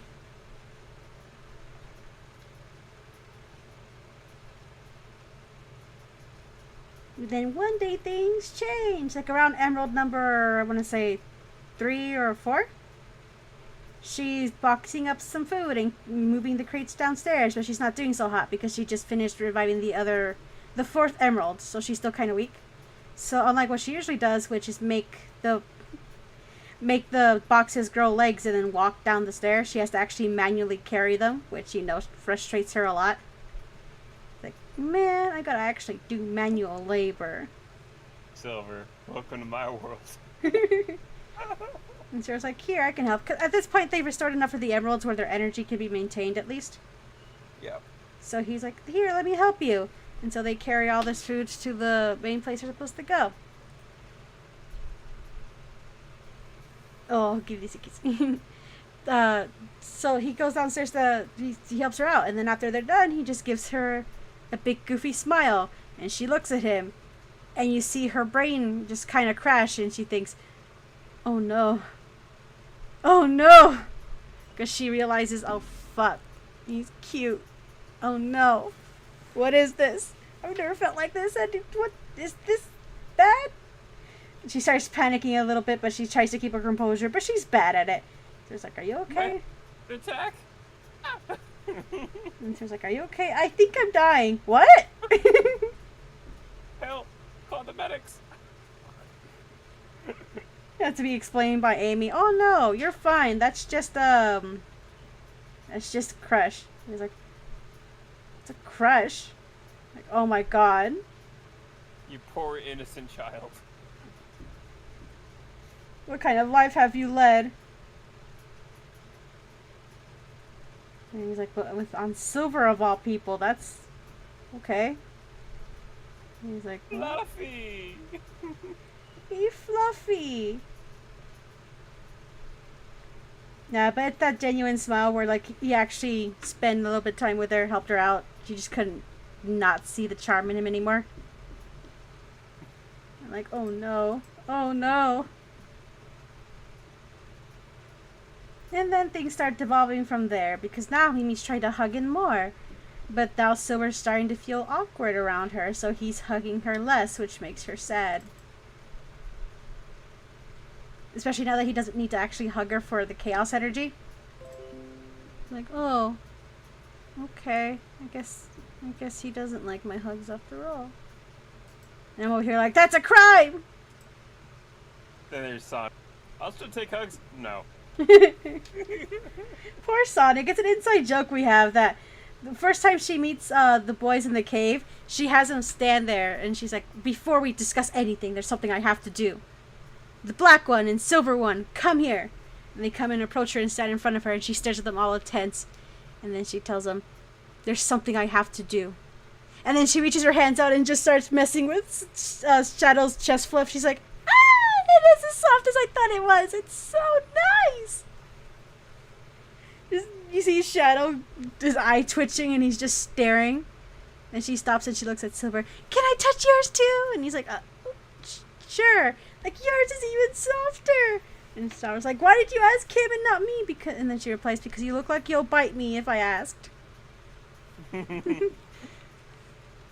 Fair. I had to sneak my way in there. And poor Sonic, she doesn't even ask for Sonic because he doesn't have any chest fluff. So we have an ongoing joke where she likes to hug Shadow and Silver more. And sometimes Sonic gets sad because she doesn't give him a hug. Yep. I'm like, where's my hug? She's like, oh, I'm sorry. You're kind of prickly. I'm sorry, just ran out of hugs. Gonna have to renew later. Have to come early. It's a first come, first serve situation, buddy. I'm sorry. But you there's hug... only a finite amount of these we can deliver a day. I can only give so much chaos energy in a given day. But no, she's actually pretty friendly with him. She does hug him. She kind of has to because, you know, chaos energy. But it was an ongoing joke for a while that she kind of doesn't hug him because he's too prickly. And Silver keeps teasing him like, use conditioner, dude. He's like, I do!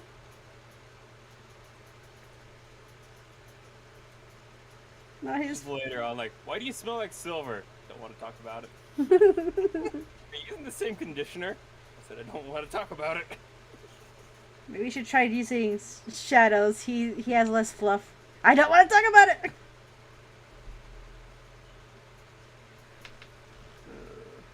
Like the idea this goat woman won't hug you makes you all depressy.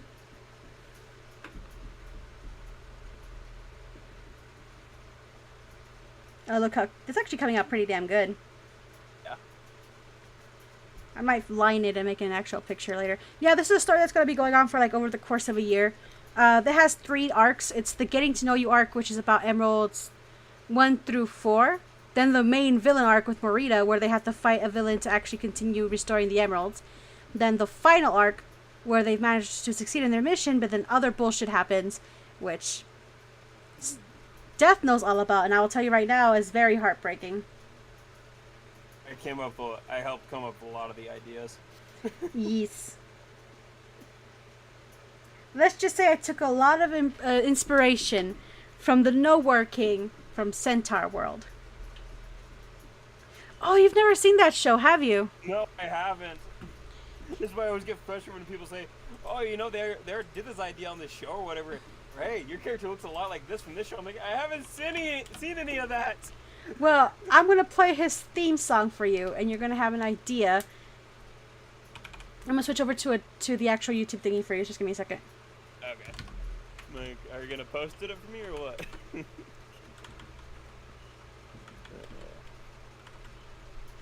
Oh, we've hit that right point in the night where my hands are going numb. This is great.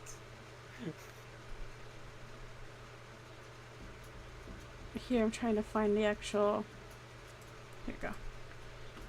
Let me go... Now I got yelling at my door. It's fine.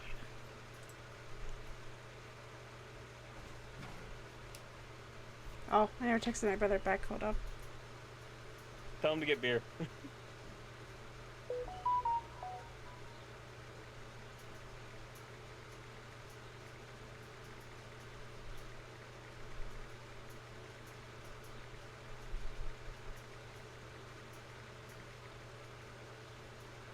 Well, my sister said she was going to be here at 6, but it's already 6:30, so I have a feeling she's not going to be coming by.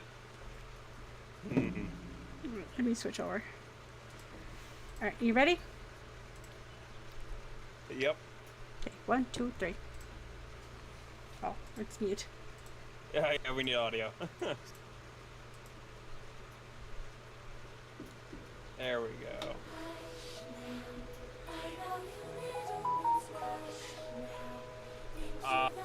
Yes.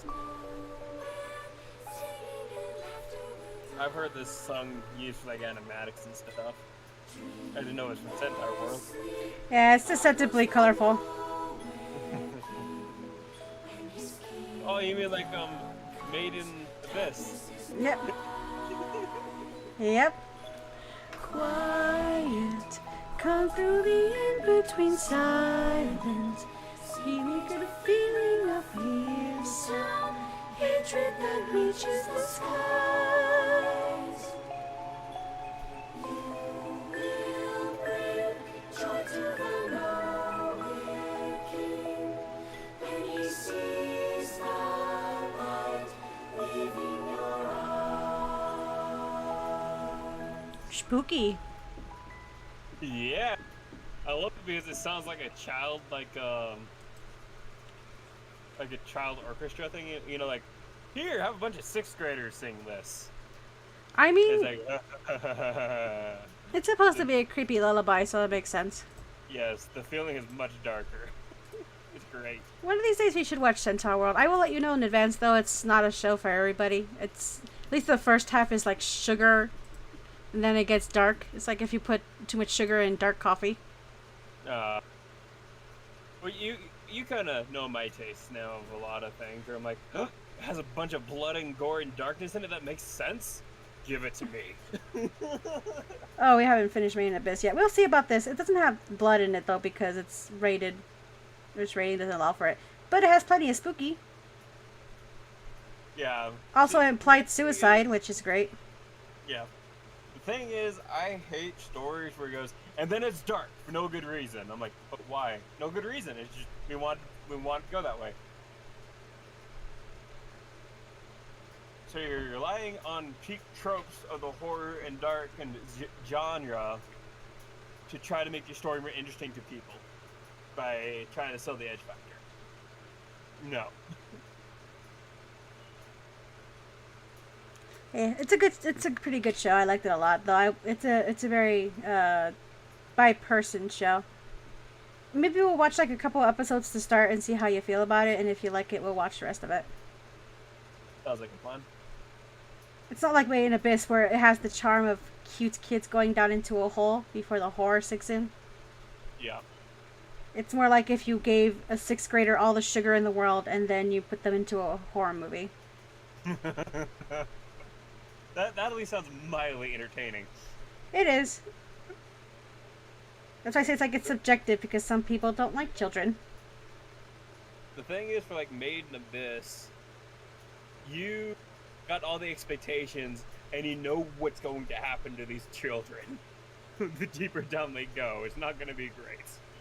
Yeah, it's not. Oh, I love Mimi's shoes. I like how they kind of look like cloven hooves. Yes, the tea makes it great. Yeah. Hello, happy 4th.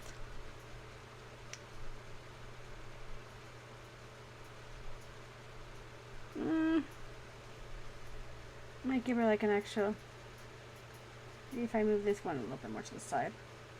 It looked like she's looking at him and not at the audience. Look straight into their souls. Oh, that's way too big. You will bring joy to. Oh, so Morita's very much like the nowhere king, where at the ending point of the story, she just doesn't care. She just wants to cause suffering. Yeah. Not really even a point to it anymore. It's just suffering for the point of suffering. You know it's bad when even the people you've been using to justify your crusade are against you now. Yeah. That kind of backfired. Hey, you hurt our sister, bruh. And you know what happens when you hurt the sister. That's how you end up having. You're the one that taught us all these beliefs, and now you're telling us to go against it because you said so. No. There's only two things these goats care about most about. There's two things goats care about most about in this entire world: food and each other. And you just broke both rules, buddy. Yep. I ain't see no food, and I see you fucking with one of our people. So.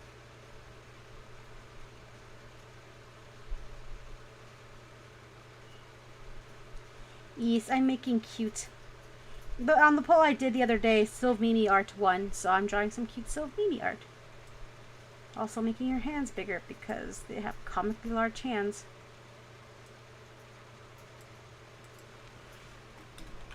They have comically large everything. It's just their torso that's small. Itty bitty torso, with giant feet, giant hands, giant head. I wonder if they have to worry about when they eat food that it all goes to their head. It's okay though, Mimi has some thigh. Why do you think Silver likes to squeeze it so much? I say, it seems like he got away pretty good here. I mean, gotta squeeze the thigh, gotta face in the boob. Even reach around and grab the other one. Meanwhile, Mimi just got all the fluff. She got all his floof. Imagine when they snuggle, she likes to snuggle under his chin and just rest her face in his floof. And the poor boy has to compete with horns. Good thing they face backwards. Yep. I can just see it though. At a certain point, they had to figure this out and just like then you're having like tennis balls and putting them on the tips of the horn. So. This is uncomfortable. It's like, you can feel things with your horn. She's like, yeah. How about I pull your hair and I'll ask you if you feel anything. Here, let me tug on your quills. But you keep poking me with your horn and you don't feel it at night. I'm sorry. They figured it out, don't worry.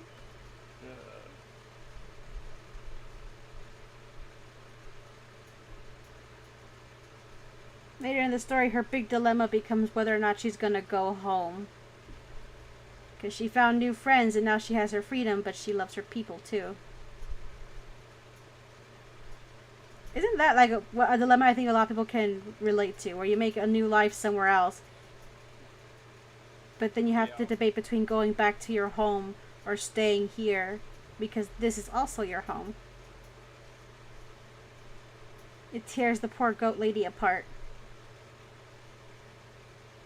And keep in mind, this is all before she even attempts to tell Silver that she likes him. That's just an extra situation that she doesn't want to have to think about right now. Yes. Oh, that's adorable. I like this a lot. It's great. Maybe, Silver, how did you get so strong? Don't you use psychokinesis for everything? I spent the last year and a half not being able to use my psychokinesis. I had to learn how to lift, bro. Got jacked like Schwarzenegger. No, he's strong enough to pick up a human child. I imagine picking up another Mobian wouldn't be that big of an issue. Yeah. Alright, well, I'm going to clean this up a little bit and then I'll start accepting sketches for the night. So if anybody wants me to sketch something for you, for this stream only, is $5. Oh, I got my finger stuck on something. What the hell is that? Put my hand down and now there's like gunk on my fingers. Oh, I guess someone spilled fucking honey on my desk. Where the fuck did that come from? That's not gross, not at all. Gross at all.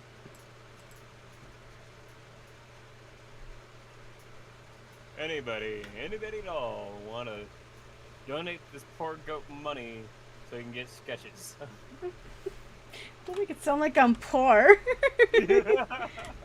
No, I just want some gas money, broski. That's all I want. Exactly, you need gas money. Just so I don't get stuck at the house for the rest of the week.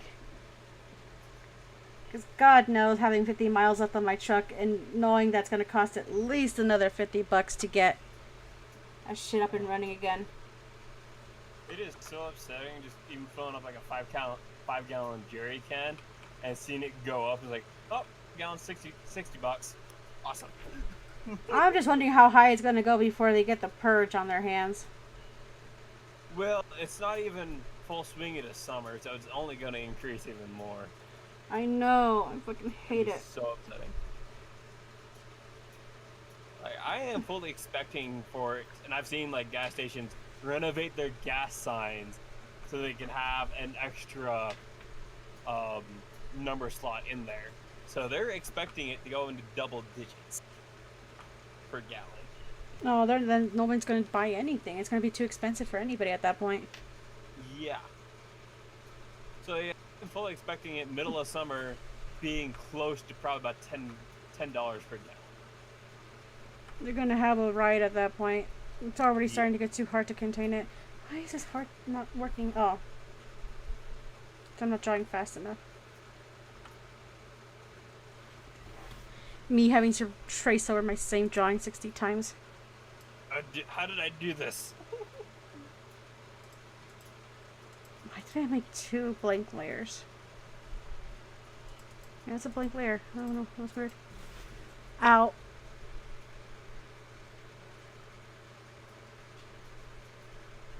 It's what I did. It's not required. Just some fun times to have on the 4th. Let's see if my brother texted me. It's $60. Oh, hold up. What up? Hold up, somebody's at my door. Give me 1 second. Okay.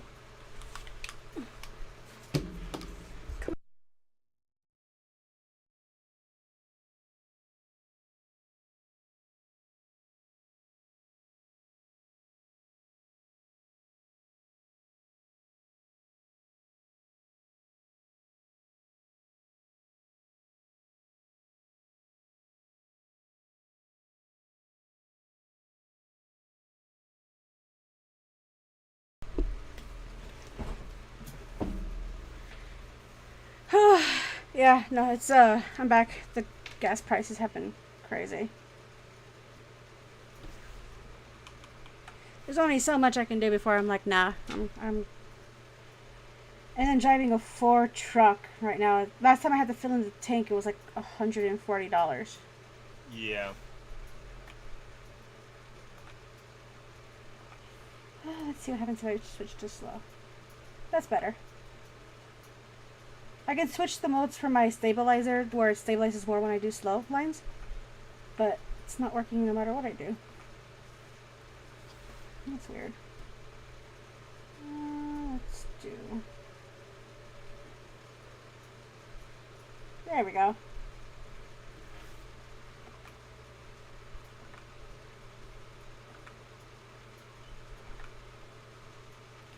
I might have to recalibrate this tablet again. It looks like it's being a bit wonky with me. I am moving soon anyway, so it's a good time for me to do that.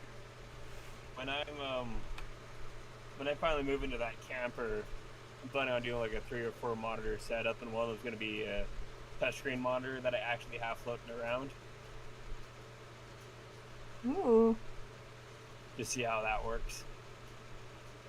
It's an old it's like a drawing tablet that I got really cheap from someone.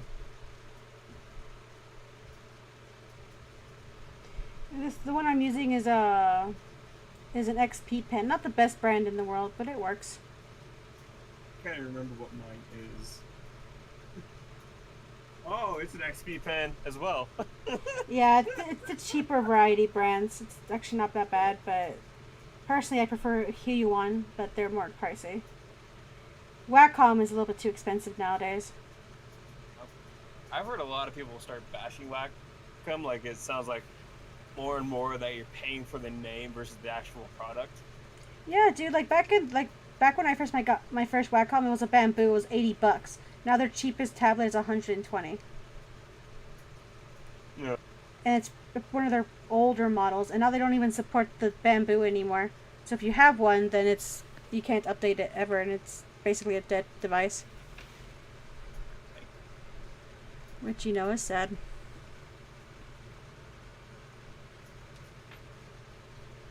So right now I'm working on 2 Sonic comics. This one's called Sonic Null.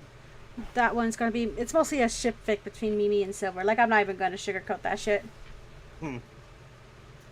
It's a very cute one. It's one where I'm trying to get a hedgehog to fuck a goat.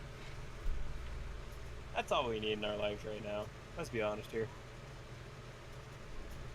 And considering the fact that I'm already posting a comic about them fucking in a cave. I know I haven't had... It's wholesome, though. It is surprisingly wholesome, because these two don't know what the fuck they're doing. It's just amusing to me that that's probably where they conceived their first son. I do honestly enjoy the fact that it isn't just an instant, oh, they're fucking. It's pages upon pages of them like, oh, what do we do now? What do we do now? How do you feel good? It's like, that's embarrassing to ask. I know, but I don't know what else to do. Yes. It's just too relatable, I think, is part of it. But it's just like, oh, man, it's great. Okay, so you put the lime in the coconut, and you drink them both up. No. You put your apple in my pumpkin. I don't know where else to go from there.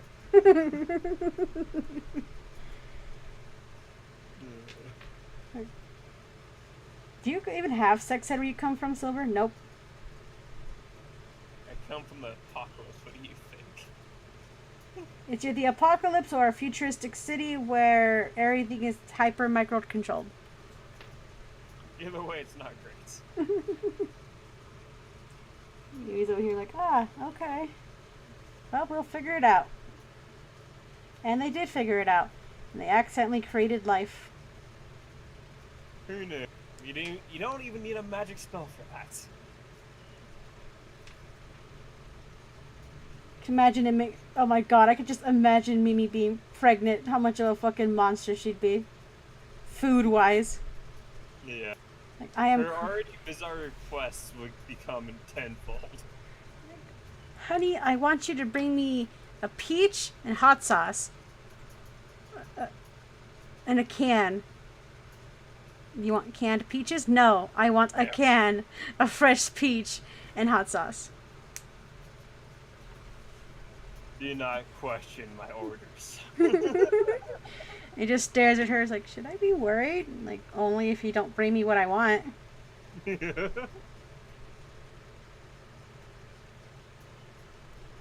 makes it even funnier when Slade is born and he's the calmest baby ever. Yep. Like, what happened to all the crazy energy when he was born? Like, I don't know. And then they had Flint. Like, that's where it went.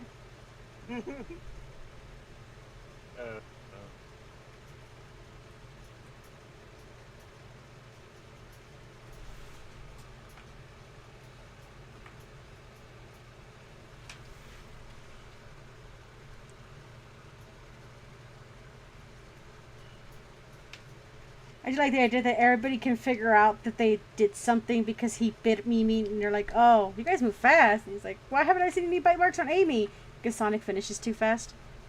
I'm like, oh, that's sad, bro.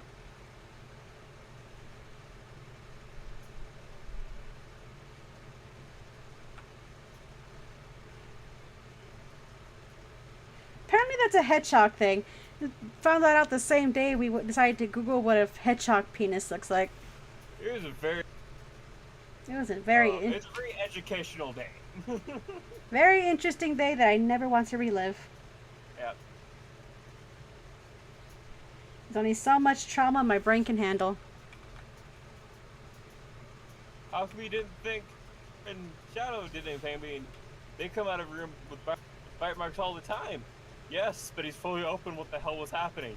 You tried to hide it.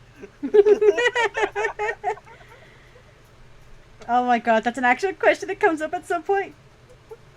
It's like, I'd sooner fuck a porcupine than fuck... I'm kidding.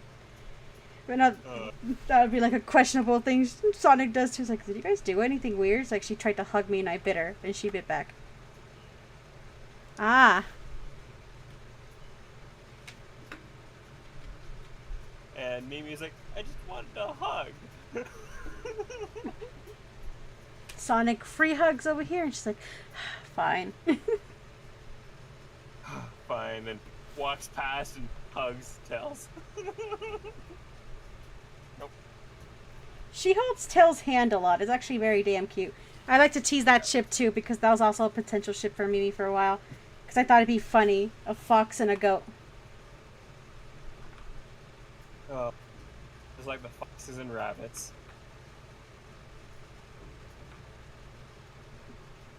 It'll be like a wolf dating a sheep. There's just some things that amuse me. Oh, I forgot to draw her actual like dress thingy draping down. It's okay. I can add that in post. Do it. It's actually not that long, so I don't have to make it that long. It's just long enough to deceive you into thinking that she doesn't have thick thighs, because let's be fair, she does have thick thighs. Yep. The wavy just helps conceal.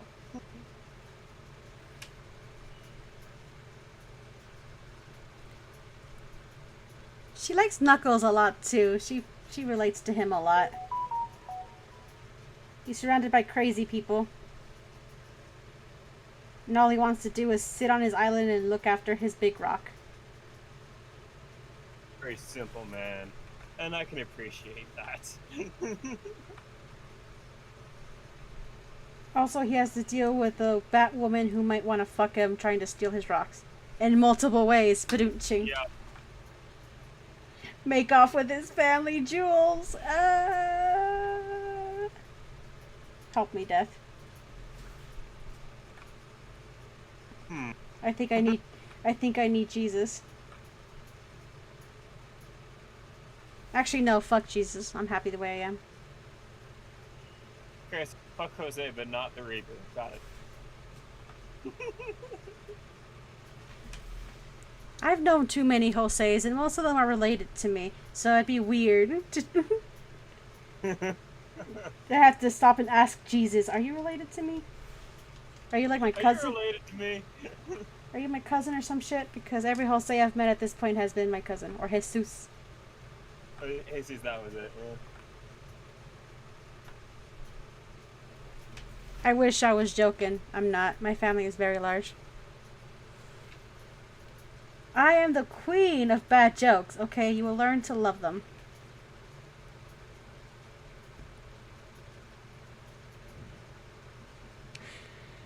It's only Silver who gets to be in the cave, okay? Poor... You're not doing polyamorous thing. Poor Tails missed his shot there. Yep. Blame Twitter, that's all I can say for him.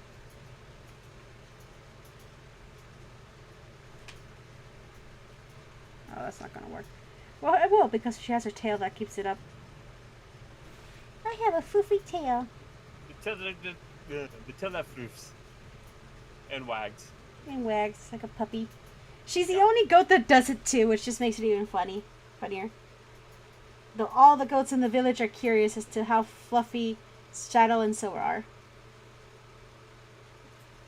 Like, they're so fluffy. I touch it? I want to know. Can you show me? I'm kidding. To be fair, the whole Silver in a cave situation only came along because it was literally a spur of the moment thing that they did. They were already making out in the woods. Just decided to move location was all. It was more like he said he wasn't going to do it, and then Mimi gave him those eyes and gave him understanding. Like, well, fuck, I can't not fuck you now. And so he found a cave. Oh my god. Two headstrong women together. He'll be fine since I guess he's double stacked. Fucking people.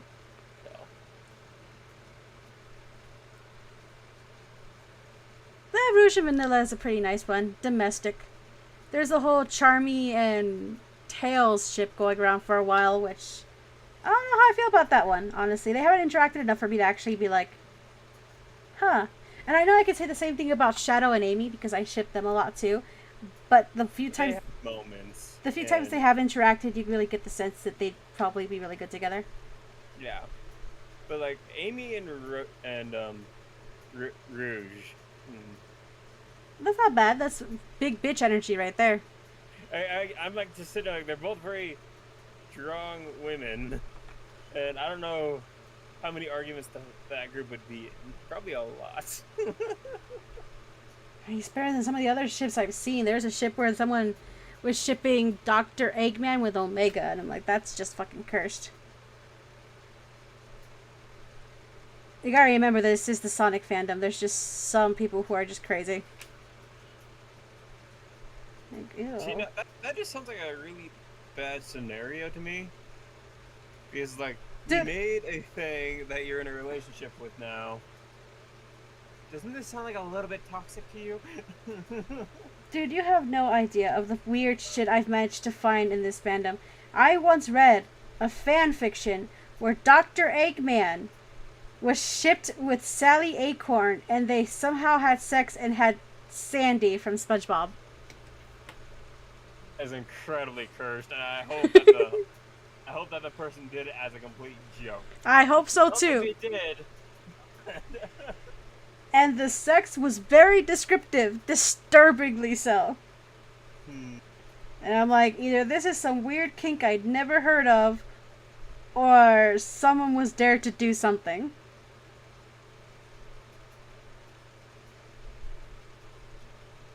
And that is what because it just makes it more funny. I didn't know that there are people out there who want to see a man fuck a chipmunk and produce a squirrel. That's how this works. 100%.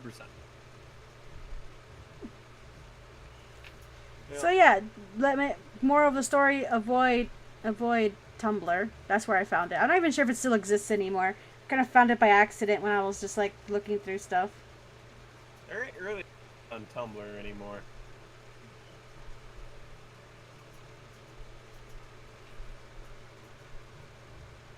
Alright, I need to add the seams to his fingies.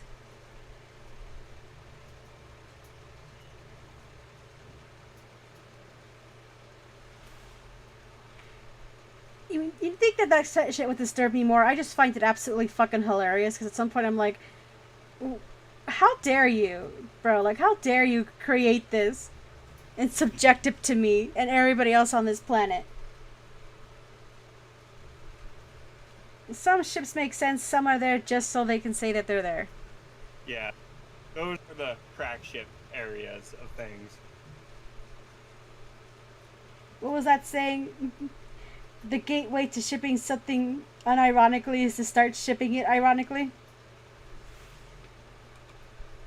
Yep.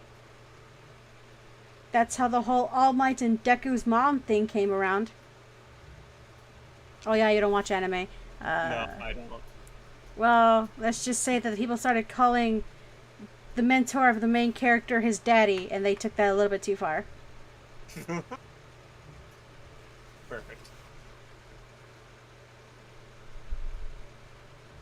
I'm gonna go and take care of my dishes from supper real quick. I'll be right back. Okie doke. Reminder to anyone that if you guys want sketches, it's $5 tonight, so, you know. I'm just doing this because I literally have no idea what else to flip and draw. Other than a comic commission I'm working on, but that's a commission for somebody, and I don't want to ruin their thingy by drawing it in real.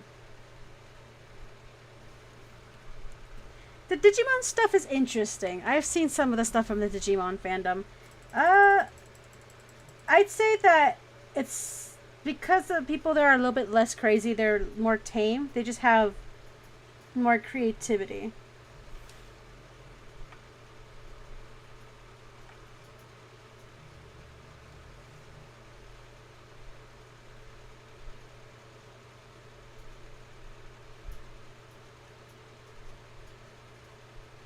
But whatever people say, I will always say that being in the Sonic fandom is basically being a furry with extra steps. That is my take on this issue. Welcome to my TED Talk. I wanna know, can you show me? I wanna know about the strangers like me. Pokemon has its waves. Most of the Pokemon stuff nowadays are just memes. You don't want to get too much of the weird, kinky shit. Oh, by the way, if you're like younger than 15, I get the fuck out of here. I got no filter with my shit. I marked this thing as not made for kids for a reason. Fuck you, YouTube. You can't censor this bitch.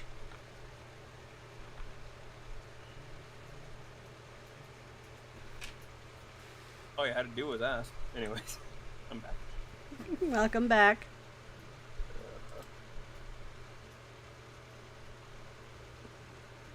Let's see how this looks. I'm using a new brush. I downloaded it from another creator, and now looks pretty good. Oh, she doesn't have a head yet. That looks kind of freaky. Or a leg. She's missing a leg. Missing a leg. Oh, until he's finished drawing his face, I guess. Quickly turn it from something wholesome to a tragedy. Flew too fast.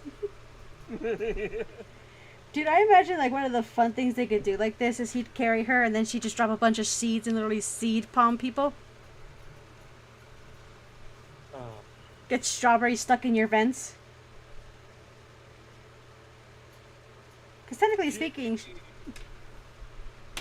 I can just see her being like one of the most annoying people for Eggman to deal with. Why are there dandelions growing out of my robots? And she see her just holding up one and blowing off the seeds. Did you know that dandelions are great at reproducing? I can cover this whole base in under a minute if I wanted to.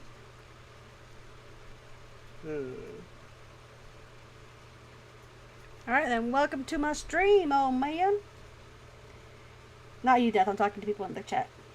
But I say, oh man, we're like the same age. Are we? I'm 25.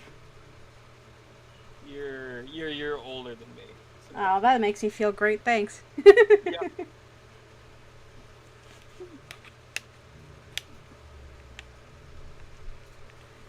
Well, I guess that's just a trend. For some reason, I attract younger men. Like, I'm a cougar in the making, I guess.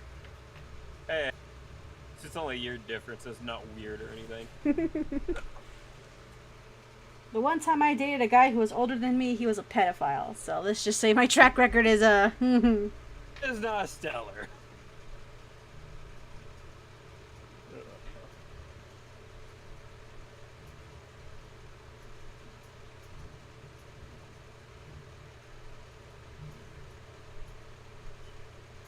I will say this. The hardest part about making porn comics of Sonic characters is that their heads are so comically large that trying to get them to lick each other's necks is actually like an actual yoga pose. Get it so your neck stretches far enough this way so then they can get their neck in, we'll get their head in, and do this.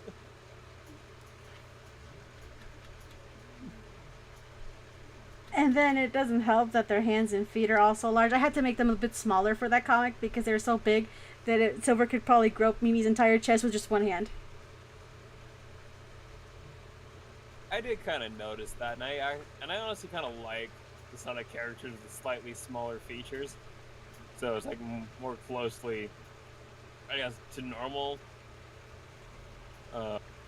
anatomy. You can tell I've been drinking a lot. I only just got a thing of Smirnoff, and I can only drink one because it has just too much sugar in it. You'd think that, but actually I haven't actually had a boyfriend in almost 5 years. I haven't dated at all since that one time I went to Starbucks and I got yelled by a guy who said who I was discriminating against him because he had AIDS. You remember that story, Death? I'm pretty sure you guys were the first ones I told about that situation. It's like, dude, you just don't do that. You're putting a double standard right here. And well, quite clearly, it sounds like you're trying to spread the issue. I guess I should explain that situation. So I had a date that I got off from, not Tinder. What's the name of that one app? I have it here. I can just look it up. I literally have it on my phone. Just give me 2 seconds. Hinge. There we go. So I got this match on Hinge. with this dude who's kind of good looking. We're like, you know what, whatever. So we went down to Starbucks to meet in person, and I was chatting with him. And so he had ordered like a thing of, I guess, caramel macchiato or something, and he was sipping on it when I got there. I didn't order anything because I was broke at the time, and I was still probably trying to focus on keeping gas money. Basically what I'm doing right now. Same shit, different day. But even more so now. Yeah. So I decided not to get anything to drink. So we were chatting, and at some point he's like, "Oh, do you want some of mine? We can share." I'm like, "No, it's cool, it's fine." Keep in mind this was like deep into COVID days. So things were still like, ew, I don't want to share anything with you, let alone drinks. So I told him, no, it's cool, it's fine, I don't want any. Like, no, you can have some. And so he left it in the middle of the table, and we were talking to each other. And as we were talking more and more to each other, I realized he hasn't actually touched his drink at all the entire time I've been sitting here with him. And so he offers it to me again, and I tell him, no, it's cool, dude. And he's like, just take a drink, it's fine. I'm like, why are you insisting I take a drink of your drink, dude? This is like, I'm pretty sure this is how people get drugged up with roofies and get taken to the back car and had things done to them, you know? So I'm like, no, I'm good. It's okay. And then he starts getting fucking mad, like insisting I take a drink of this cup. He kept saying it in a way where he's like, oh, it's okay, you can have a sip. It's like, you can tell by the tone of his voice he wouldn't stop until I took a sip of the drink. And I'm over here like, no, dude, I don't fucking want your drink. It's okay. And then he just snaps. I don't know where the fuck it came from. But then he starts yelling about how every lady he goes on a date with are just bitches and they never just do what he says. And then he yells at me, just because I've had AIDS doesn't mean I deserve to get treated this way. And I look at him, I'm like, ah! And keep in mind that he's yelling in the middle of a Starbucks. I have not been back to the Starbucks since, by the way. Good call. Which makes me sad because it's also the closest one to my house. I just remember staring at him. And I get up. And I leave. And he's still yelling. I'm not even paying attention to what the fuck this man is saying because I'm just like, okay. So maybe that's why he wanted to share the drink. I found out later that AIDS isn't transmittable through saliva. At least I don't think it is. That's what Google told me. But I didn't know that shit at the time. I was like, that sounds like something... Sorry. That sounds like something you disclose to somebody before, you try to share your food and stuff with them. And to give you all an idea, this was also during the pandemic, like around the beginning of it too. So there was still that huge freak out. Yeah, so it was just a mess. And to this day, it's just I had to block him on Hinge and everything. It was a freaky time. I had to report him too because I'm like, what the fuck, dude? I hope to God he hasn't like infected anybody on purpose. Oh. 'Cause that sounds like what he was trying to do. It definitely felt that way. So I don't get the point of doing that. I guess it's so you'd be like, oh, you have AIDS now too, so now you have less options. You have to stay with me. Yeah. I don't know if that's the situation that was happening, but I don't know if he was expecting me to fuck him on the first date. But that wasn't gonna happen.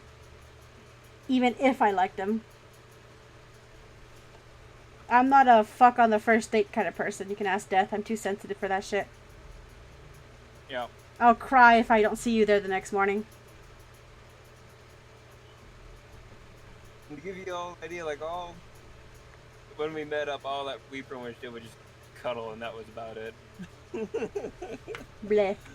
Yeah, it was after like a 13-hour drive for me too, so it was a little bit away. Yeah. I'm just a sensitive wee bab, okay? I like dating friends because I'm too scared of strangers. And if somehow I end up having a one-night stand, if that bastard is gone by the next morning, I will have my feelings be hurt and I will cry like a bitch. And then I'll come yell in the chat for a bit because that's what I do.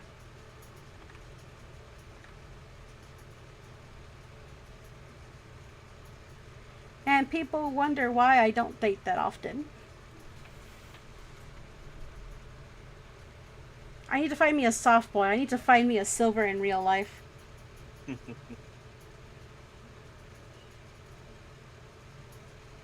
I'm starting to realize that most of my friends are dudes, and I'm starting to question if that says anything about me. Hmm. It's not a bad thing, it's just, I can count the number of female friends I have on 2 fingers, which should tell you everything you need to know. Enough. I had a bunch of friends that were dudes, but now they're pretty much transitioning. So it's like, okay. What if this says something about me? Moral of the story, don't share food or drinks with somebody on the first date because, yeah. Yep. People call me paranoid, but there's a reason why I haven't had an STD at all in my entire life. And also a reason why I haven't been kidnapped and or had, well, I can't say had accidents. You know why death. I'm not going to go into the details here, but would that be an accident? I mean, I intentionally did it with that dude, so kind of just the byproduct of something I did, I guess. It's kind of a tough one for that one. Yeah. My point is that I haven't had anything that wasn't intentionally brought upon myself because of something that someone else did. Yeah.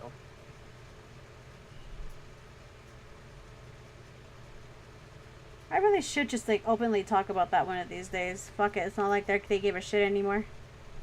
Yeah. It's like I've done a lot of really stupid stuff in my life. Thankfully, I'm not in any real issue of it yet.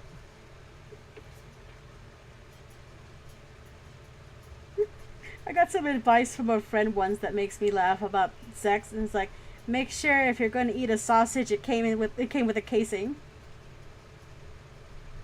That's fucking stupid. I love it. Oh, that's great.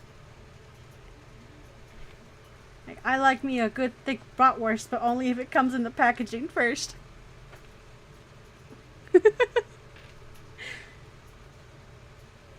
Fuck, I have dumb friends. We've established this. Yep, it's great. I'd rather have 100 dumb friends than one smart one because I can laugh at the dumb ones, and they can laugh with me. What am I then? Because I'm. You're in between. I have some. I'm like that weird middle that just does not care anymore. You're Gua. Yeah, exactly. I'm the blah. You're the Raven dude. Maybe you like sausage. Oh my god. I do like sausage, but I'm very picky about where I get my sausage from. It needs to be all natural, first off.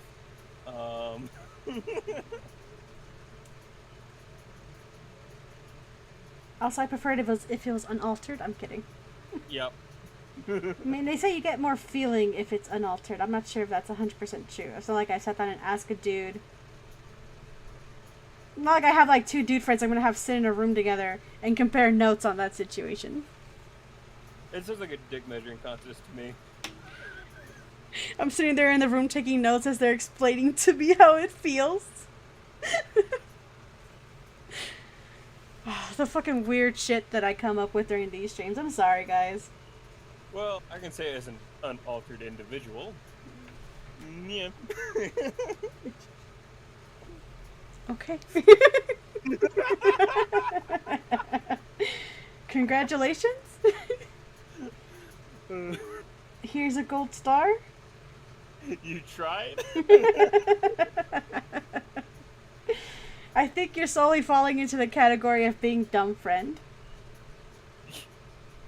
Well, you gotta. I've drinking like 6 beers now, so. Oh, only 6? Come on, bro. Yeah, I know. I had 3 bottles of wine. Not today, last week, but point still stands. And I didn't buy any of them. Yes. Ugh. The stuff that I'm taking, but I'm waiting to go to a doctor's appointment to get more of. It destroys my my alcohol tolerance. So I went from being able to drink like a half bottle of whiskey and being fine to like, oh, 3 beers got me buzzed. 3 beers. Yeah.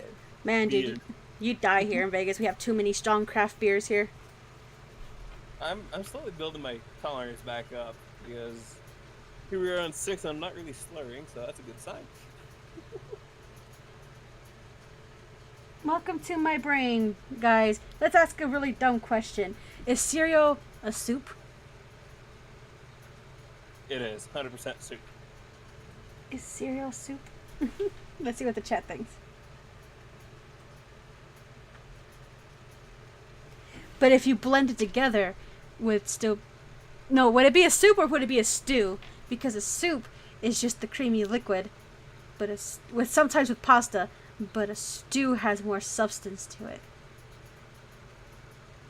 I think if you let the cold cereal sit for a little bit and kind of start to break down inside the milk, then I think he can call it a stew. Here, hold up. Let's ask Google. Hey Google, what's the difference between soup and stew? According to Pillsbury.com, another way to look at it, soup is any combination of ingredients cooked in liquid. Stew is any dish that's prepared by stewing, that is, submerging the ingredients with just enough liquid to cook them through at a simmer in a covered pot for a long time. Okay, so a soup is more liquid and a stew is more chunk. Damn, I'm good. So I guess it depends how much cereal you put in the bowl. Yeah.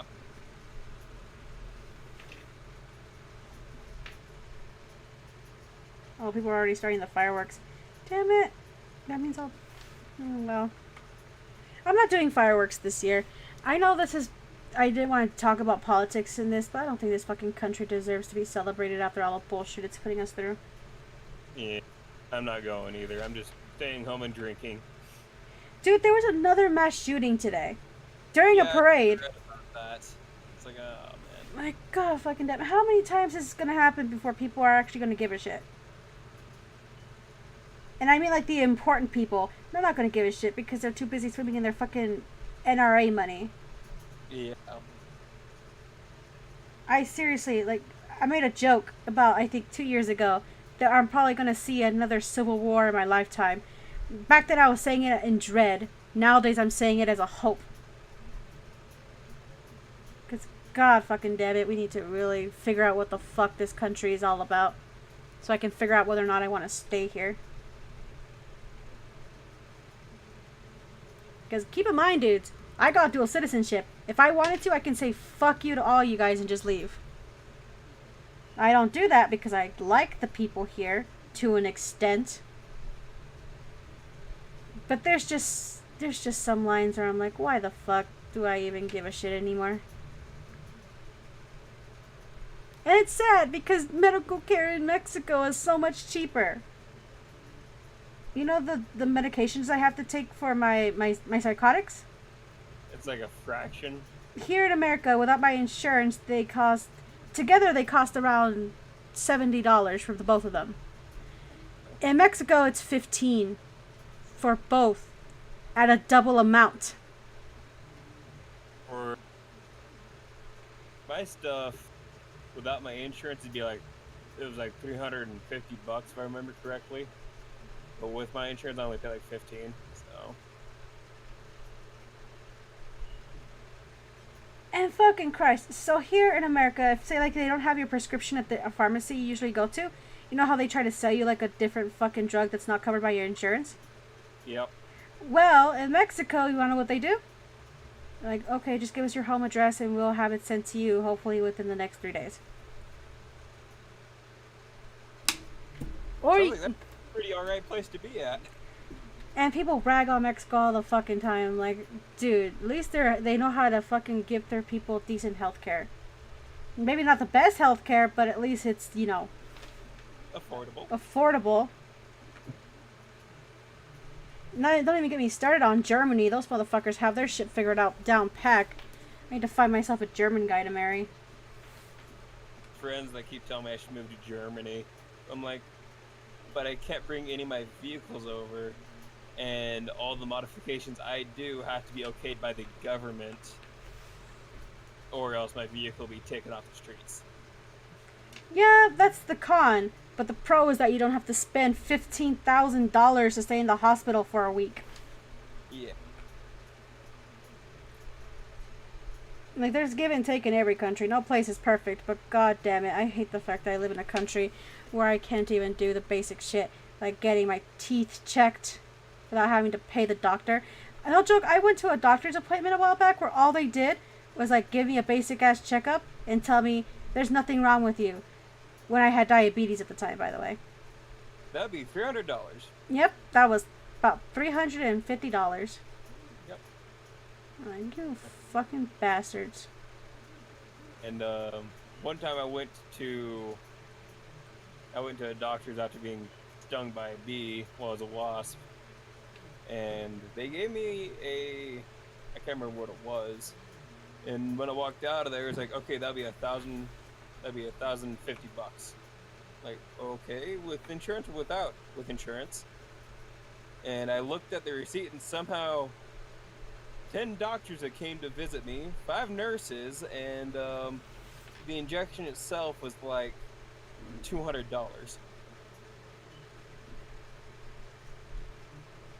Yeah, dude, I don't know how the fuck. Christ. It's a fucking shitty situation that we're getting shot at, because if you survive getting shot at, you're gonna be in debt for the rest of your fucking life. Yeah. It's cheaper to die than it is to live. It is upsetting. I don't know. Like, I'm trying to stay positive because there are pros to living here, but by year by year, they're slowly starting to go away. Or at least are being overshadowed by all the fucking garbage we have to deal with now. Not just the whole abortion, the whole baby blast thing. I don't know, fucking just use the name. If YouTube cancels me, then oh well. That shit pissed me the fuck off, because I'm like, really, dude? Like, for real? It's just... You already don't provide medical care for the people that already exist in your fucking country, and you want us to make more? Yeah. Why? You can according to you guys, you can barely sustain the ones we have now. Isn't that the excuse you give for not letting immigrants come into this fucking country? We don't have enough room, but we have more than enough room for people to forcefully have kids they don't want. Fucking dumbasses. Yeah, if you let me, I'll rant about this for hours. We should probably move on. Yeah. I'd rant about it too. It's very upsetting all the way around. Yeah. So these motherfuckers don't deserve any fireworks. Fuck this country. You know what they deserve? Alcohol. And depressing conversations. Yep. Yeah. Ugh.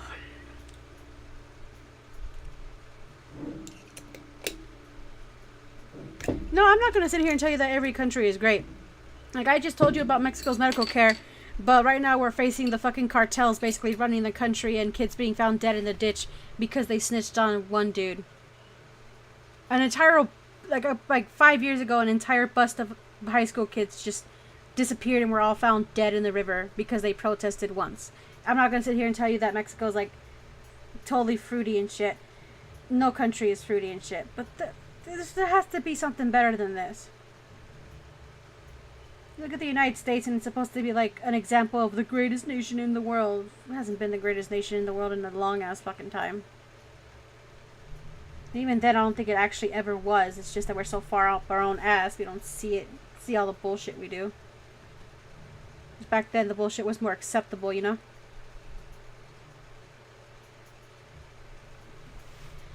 But putting that aside, let's focus on cute hedgehog goat love. Yes. The goat fuck. I mean, what? Sorry, Death, just because you don't get to fuck the goat doesn't mean you get to be jealous at Silver. You still get goat fucked. Just because I can call him a goat fucker and be 100% accurate doesn't mean I'm jealous. Yeah, sure. Mr. Toucan Sam over there. Hold up. Coming! Hold up.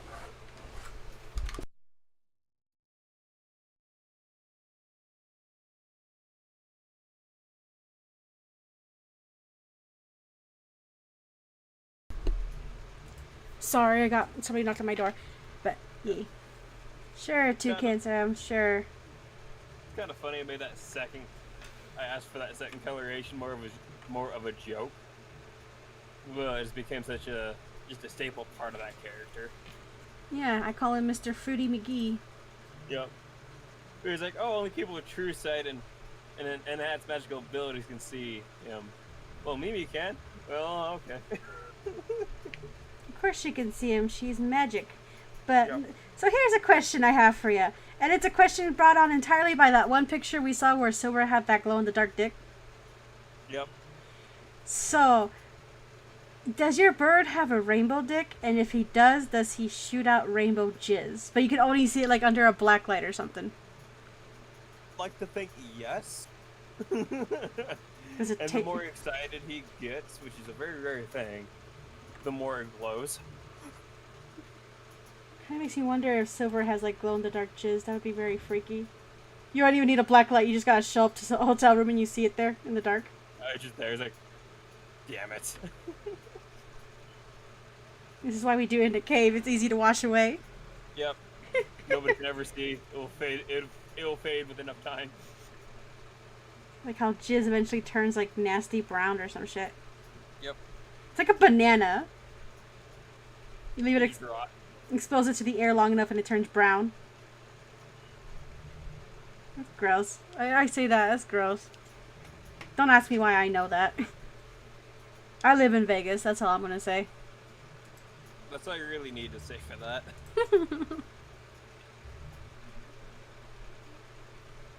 There's one thing I'll say. Like, when I was driving around in Vegas, it was very surprising there was a lot of traffic, but it was all very flowing traffic. Like, I had to stop a few times, but it was never congested. Oh, that is one good thing about Vegas. It's very rare that you get completely standstill traffic.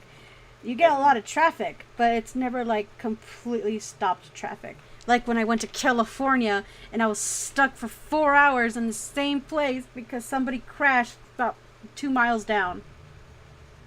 And that's kind of what I'm getting at too. Like, even gone through a couple of construction areas, and it was where you go through very little actual delay or anything.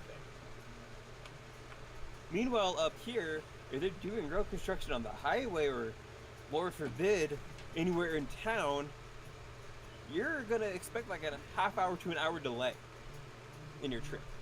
Yeah, we have to be efficient here.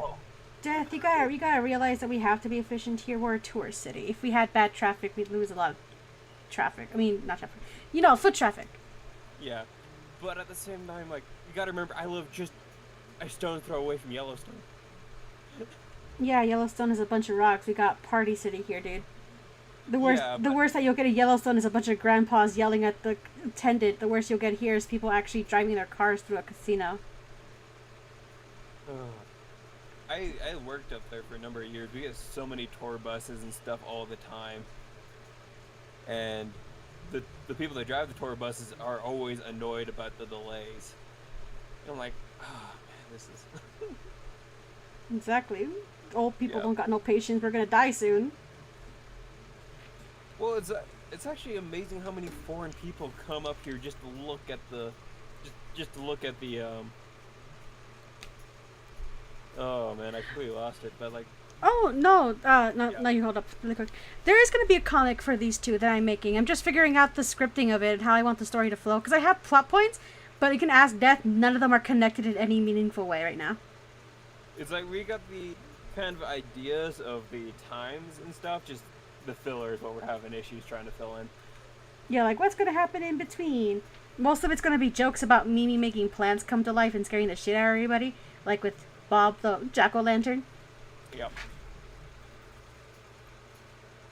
But yeah, there's surprisingly like a lot of foreign people that come in to go and look at Old Faithful and stuff like that. Oh, And- frightful. One of the things we have to do whenever we see a tour bus is whenever I was working, I had to take the keys out of my truck and make sure to disengage the weed eater and stuff like that. Because without even questioning or anything, those stupid tourists would come over and jump in our trucks and jump on try to start up a weed eater or try to see if they can get one of those riding lawnmowers to get going. And we had to shoo them away and sometimes even forcefully remove them out of the vehicle.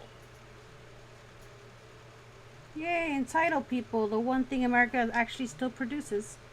Yep. We produce way too fucking much of them.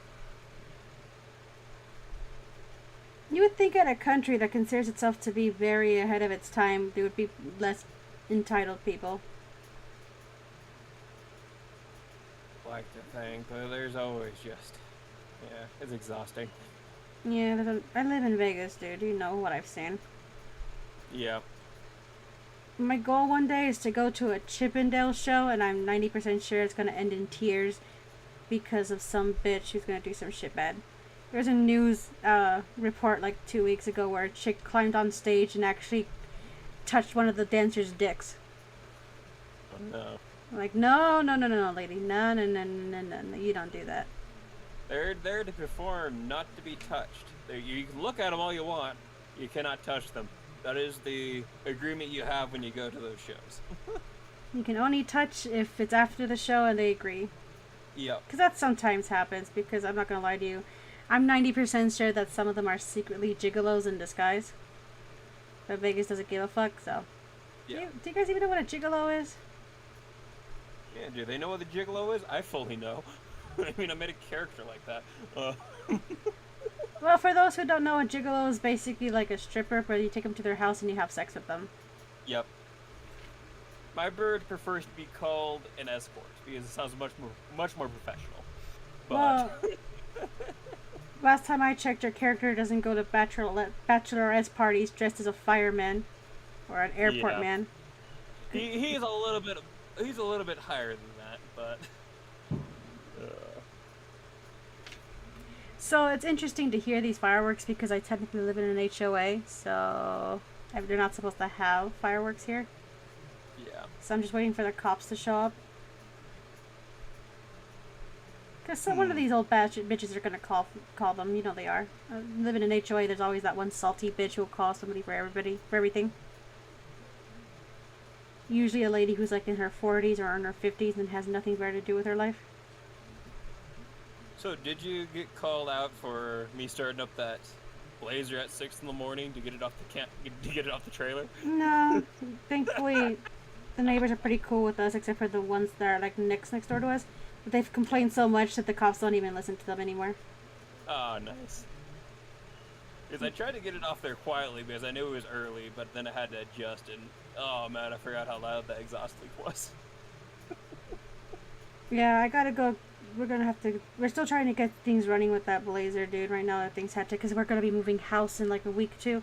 By the way, so we have our move out date for the 31st of July, right? Yep. Here's the issue though. They're gonna start showing the house 2 weeks before our move out date.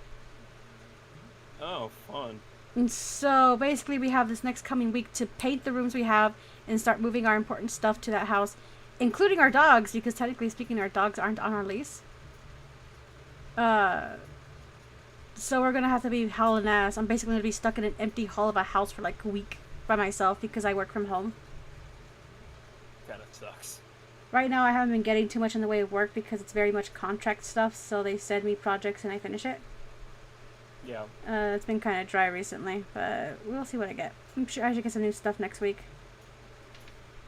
Doesn't help that I literally finish everything with lightning speed. Editing isn't hard. The hard part is getting people to actually know what good things look like. Yeah, that's the tricky part, or what good things sound like.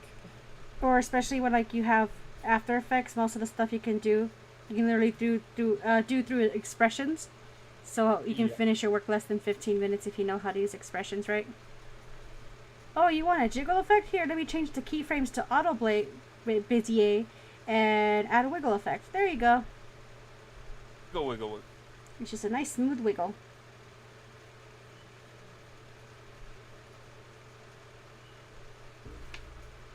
Speaking of After Effects and stuff, though, I seen an add-on that I really want to get. Because what it does is they programmed it so you can adjust the distance you are from the mic, like synthetically, Ooh. and that'll give you a natural reverb of the room, especially if you put the diameters of the room. But if you want something to come out of the room, you can also make a sound effect coming outside of the room, and it will automatically compensate for that and make it muffled as it echoes into the room.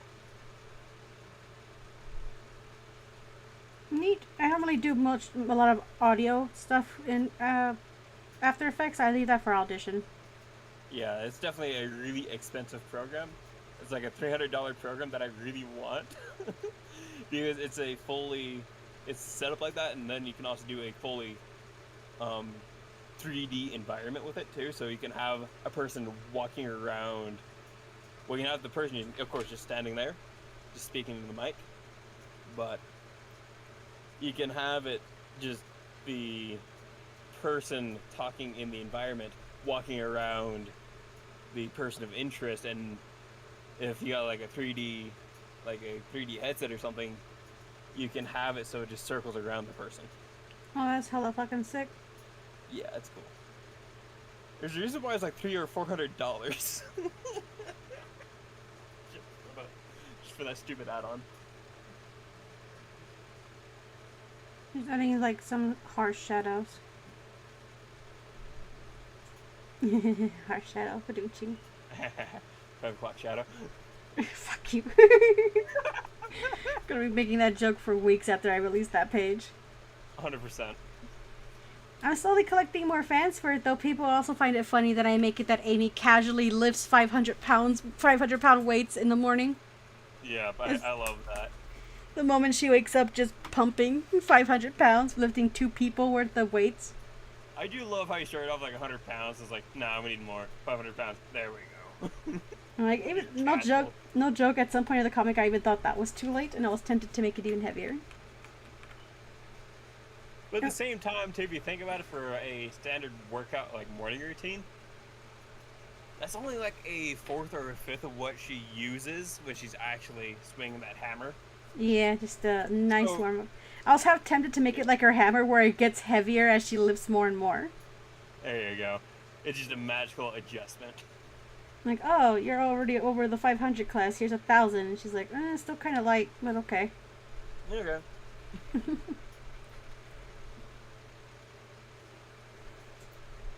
Oh man, this looks great. I'm actually quite happy with this line art. It's very crisp. Just the two of them being cuties. Their relationship is very cute, like very, very cute. Where half of the stuff they do it doesn't click in their brain that it's couple stuff until later, and they're like, oh, I guess we were already a couple. We don't have to change anything. Yeah, like, don't really click to them until it is pointed out by somebody else. Oh. I can imagine, like, after they actually do get together, they panic a lot because they're like, okay, so what do we do now? We get to hold hands now, cool. We did that before already because you like to hold people's hands. Just... They just start overthinking everything. And he's like, I guess except for fucking in a cave, nothing really changes between our normal life here. I get to kiss you. Ooh. That's new. Do we do that all the time? And he's like, I don't see why not. And you see Amy in the background like, you two are too fucking cute. Stop it. I'm gonna have a heart attack.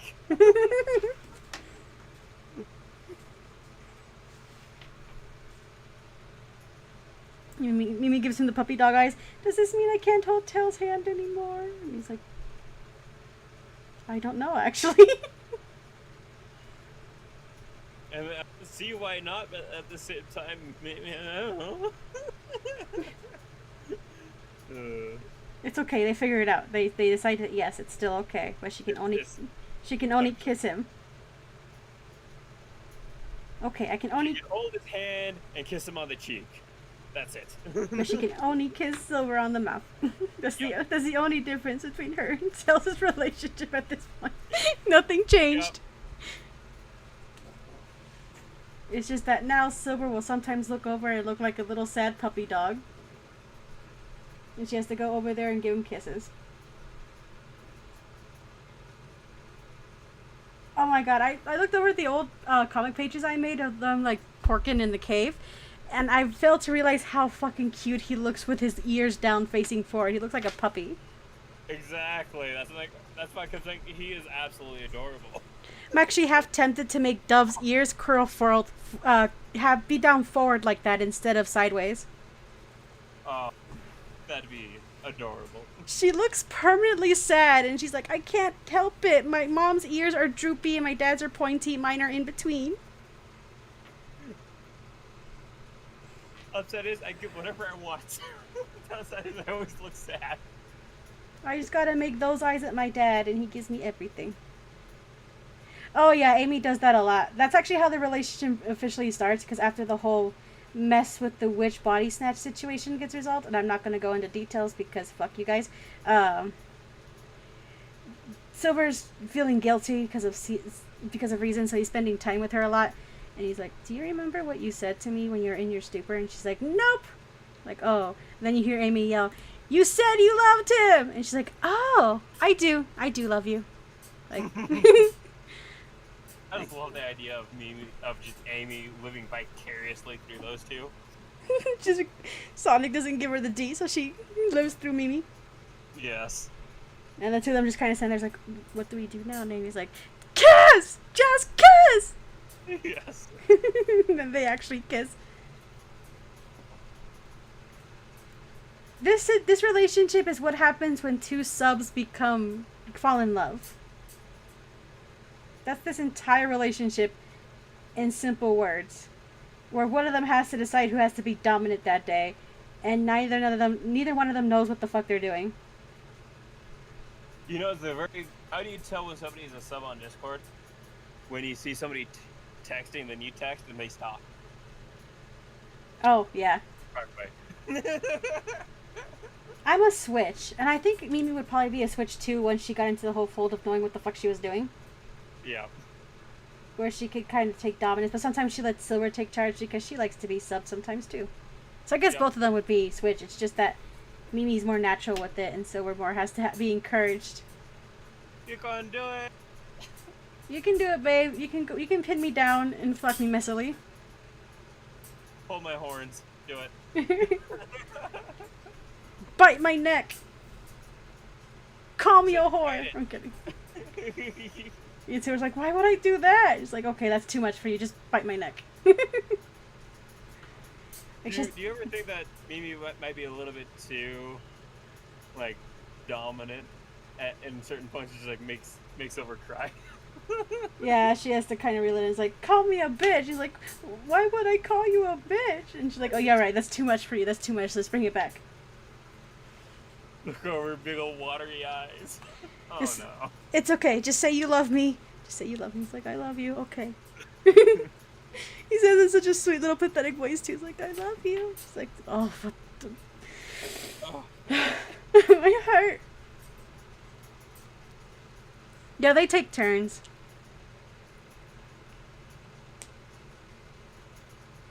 No, I'm a switch. For me, it depends on how I feel that day. Like today's a Dom day. I feel like I can, kick some dude in the nuts and demand that he doesn't come until I tell him to. And tomorrow, who knows? We'll see. Depends how drunk I get tonight.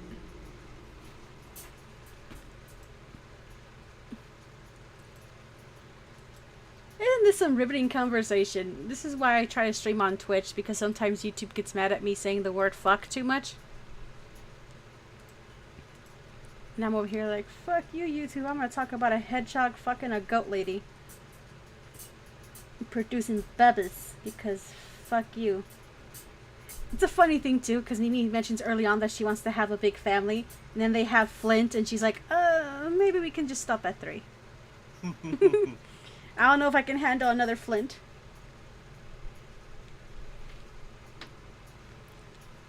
Then half a year. Actually, it's a couple of years later, isn't it? For Dove. They have about 2 years apart for each one. Yeah. Which is reasonable, I think. It's been a hot minute. I had to remember. In fact, I might even make it that Dove is 3 years apart, so so I can make the boys a slightly older. That's a good idea. Because I already told you that Slate, he's around 7 to 8 years old in the story. Yeah, 8 years old, that'd be perfect, because then he'd be around the same age that Tails is now. So it makes sense that he has more intelligence, you know? Yeah. He's a soft boy. Slate is like the definition of a soft boy. He likes cooking food with his mama, he doesn't like fighting, and he cries because cats can't taste sweet things. Yeah. I'm sorry, I laughed when I first read that. Like, oh, you poor boy. Then you have his brother Flint over there who's ready to kick someone's ass because someone made his brother cry. His brother has to be like, no, Flint, it's okay. I just had a sad thought. You got his little brother over there saying, who the fuck made my brother cry? I'll beat the shit out of you. He takes after Shadow a lot. That's his role model. And then you got Dove, the cute little girl who doesn't talk at all. And who always looks sad. I definitely can't see her going through a phase at some point where she tries like using rubber bands or something, trying to make her ears perk up. Because people make fun of her for it, and then her brother Flint has to come and bite the shit out of him. Oh, it's like the good old days with Shadow and Mimi. Fucking. I just imagined fucking hilarious scenes where, like, you know, Mimi's usually pretty kind, but she does have her moments where she goes, like, into a rabid animal. Yeah. Imagine that Silver has to keep a leash on his wife. Sometimes he's like, Mimi, calm down. He's like, they made my daughter cry. Let me fucking eat them. Like, no, that's cannibalism, hun. Shelby, it's perfectly fine. I can imagine Silver would be a very overprotective dad. Yeah. They don't say they have their favorites, but the way Dove acts and how she clings to Silver, let's just say that he has a very protective attitude over his only daughter. Like, I don't have to worry about Slate, because if someone makes Slate cry, then they're gonna have to deal with our son, Flint. And possibly Mimi. And possibly Mama Mimi over there. And then we got this cute little thing who never did anything wrong, and if anybody ever makes her cry, they'll be dead. Just no questions asked. Box friend will come over and help. We'll unleash Bob upon them. Oh no, Bob. Except Bob is part of the family, now that's just the extra kid. Yeah. I'm surprised. Oh, wouldn't that be something? They just grow pumpkins and somebody just pisses Mimi off and they all just come alive and grow teeth and like, Bob, get him. Sick 'em, Bob! Who needs a dog when you have pumpkins? Exactly. To be fair, any kids that are born to any of these fucking characters would probably be the most protected children in the goddamn world. Like, between having a psychic dad, an uncle with a bunch of guns and a motorcycle, and another uncle who can literally break the fucking sound barrier without breaking a sweat. Not to mention a mom who can crush you with a tree, and an auntie who can crush anything with a hammer. I think these kids will be fine. Then you got Mr. Knuckles over there. Bench pressing an entire island. Yeah. Okay, I think I'm good with the line art. I think that's good for now. Well, I haven't gotten any sketches yet, so I might as well go for color. I don't think it's going to be that kind of night. It's going to be me getting drunk, talking about rainbow cum while drawing cute couple shit. Yeah. Mm-hmm. Well, what can we say? The Raven is a very interesting character. Hi, Cosmo. Welcome to hell. There's plenty of leg room. Just stretch. Yeah. Oh, wait. I think I hear my nephew. He's about to jump into my room. I might have to jump off in a bit to go be social. Damn. Oof. It's alright. I can always try to shill and make money another day. I'm kidding. I mean, I'm paying you on Thursday. Don't worry about it so much. It's just so I don't have to stay trapped in my fucking house all week. Because, you know, gas money and I drive a truck. Yeah. Oh, so on a side note, you know that whole... sorry for spoilers here, guys, but you know how in Frontiers they have that little girl named Sage and I made that mini comic? Yep. I might bite the bullet and actually go full sad machine with that. So I'll get either Goodbye to the World or the actual song Sad Machine and make a little animatic. A little animatic where She's trying to help Sonic find his friends as fast as possible because she's slowly falling apart. Probably from a virus that would explain all these robots, you know? Yeah. And like it's probably going to end where she has to force them out before her programming collapses, and she has to fight the rest of the virus alone and fails because I like making you cry. Give me all the tears. I deserve it. I mean, what? As Mim drinks from the cup of tears. You know how I am, okay? All three of the stories I'm working on right now, two of them have tragic endings. And you guys don't even know about the second one because I'm writing. That's Almamore. Oh no. But it's okay. It has happy too. It's just a lot of tragic because I like to make you cry. Yeah. Yeah, you should get something like the tears on my fans. Oh, Cosmo, do you like this cute picture I made of Silver carrying Mimi? Yes. It's Should have seen it earlier. It was horrifying. The Oh, whole lineup was dumb, but there was no head. oh my. Good. Mimi just got decapitated. Yep.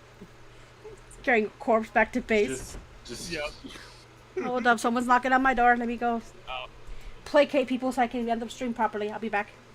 Yep.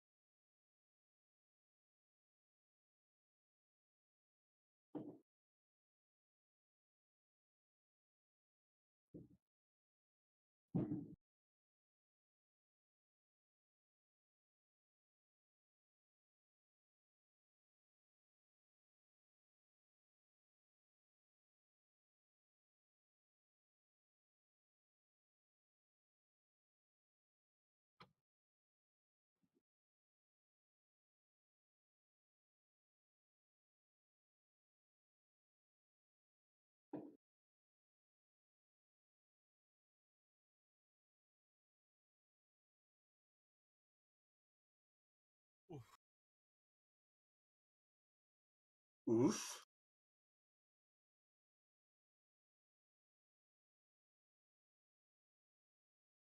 Remember the metal virus?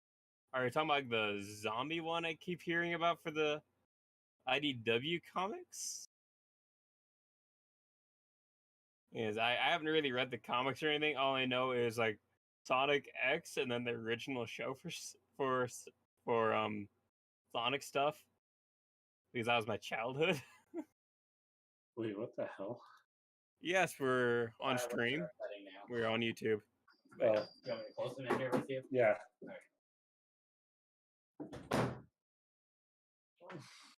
That explains that.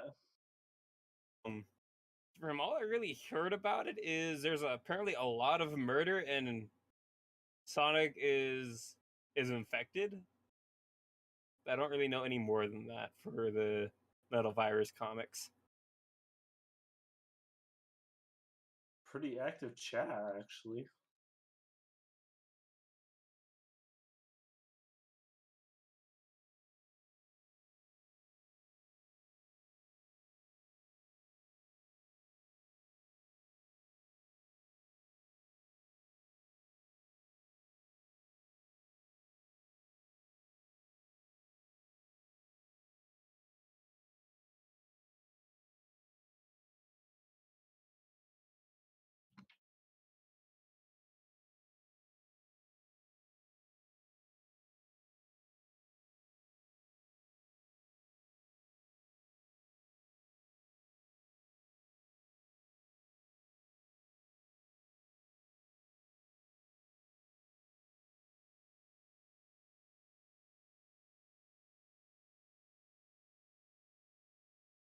I need to sit down to read the comics and stuff and just look at stuff again.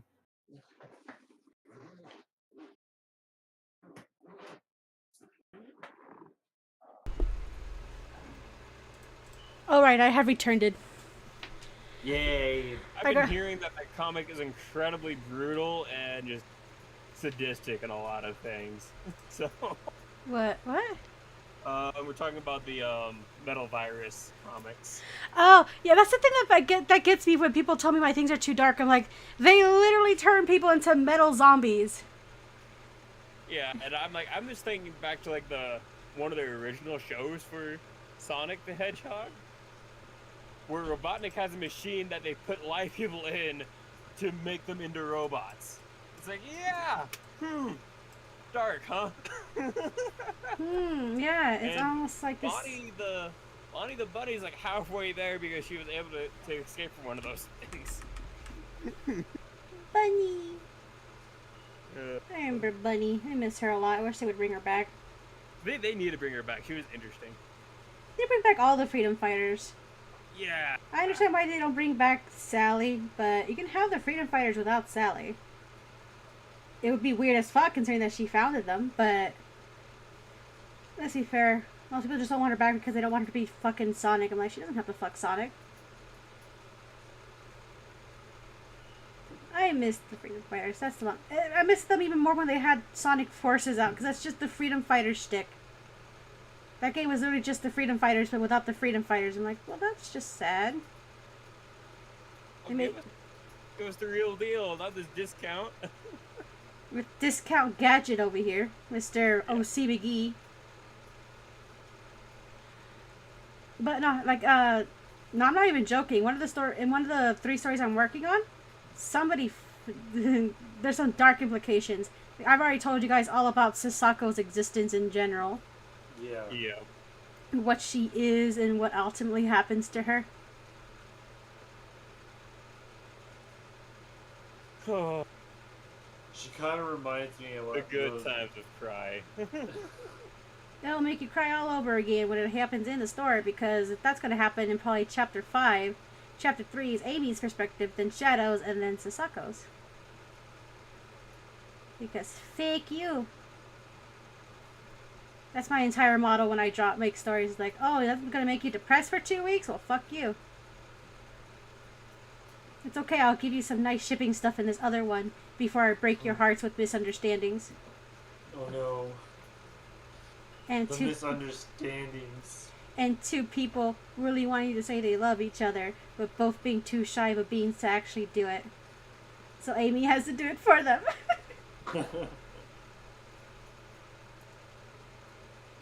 Dog. Stop. Yeah, they did have some kids. The idea of King Sonic always amused me. It's like, this guy buckling down to become a king? No. Yeah, Sonic is just too much of a free spirit to be chained down by like a kingdom. I can see him getting married, because you can still be a free guy even when you're married. I've always hated that implication that once you're married, that's donezo. You're pain. Yeah, it's like, no. Especially because, let's be fair, if he married Amy or Sally, they both love him for his speed and everything, so they wouldn't hold him back. It's just that Sally has obligations to a kingdom, which make it difficult. Complicates matters. Yeah. But King Sonic, like, that's just a funny thing. He's really crushing in his 30s.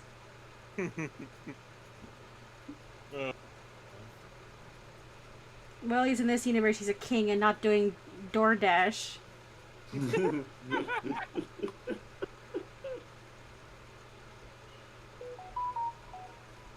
I know I look weird that I'm doing green. This is just the undercolor so I can separate it out from the background and see the line work better. It's all good. Crashing in your 30s, crashing in your 30s. They should make a game where Sonic becomes a DoorDash person for a while at the beginning of the game. Has to get a normal job. That would be amusing. That's, Like, oh my like, god. well, after saving the universe and everything, I had no real marketable skills after that, so And I became an affiliate of DoorDash. and you know, chili dogs ain't free. Yeah. Oh, It's a no. pizza delivery man, or the modern equivalent of thereof.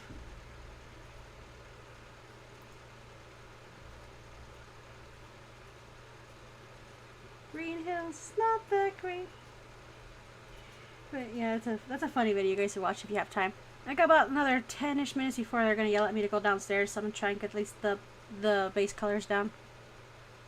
Yeah, I think I've seen that one where Sanji's working a normal job, and yeah, and this whole thing is delivering fast to customers. Yeah. Yeah. That nice depressing thing when you realize, oh right, we all gotta grow up eventually. Yep.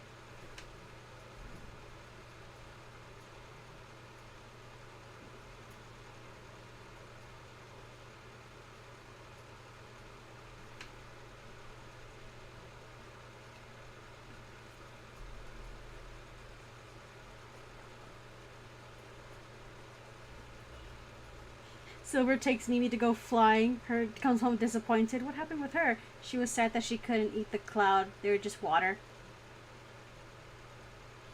Why does she feel No, like doesn't taste like anything.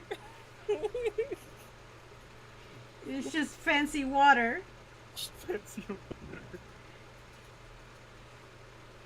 I kept telling her it doesn't taste like anything. She wouldn't believe me. I had to figure out for myself. But hey, at least the view was nice. Yeah. Silver sweating because he used up too much energy taking her up there. 100% worth it though. It's worth it though. Looks at her all smiley and shit. More shipping moments. He does things just to make her smile. I can see that a lot. Yeah. She's very sweet. Like, yeah, you're totally doing it because you want her to smile, not because you secretly love her. And he's like, shut up! shut up? No. Shut up. 50% of it, I just want to see you smile. I can see And they're be like, "Oh." I can see at some point that he and Blaze have a conversation, because Blaze would pick it up pretty quickly. He's like, why don't you just tell her that you like her? And he's like, because I don't know what she's going to do. Like, she has to go back, doesn't she? You know, back home. It's only if she decides to, buddy.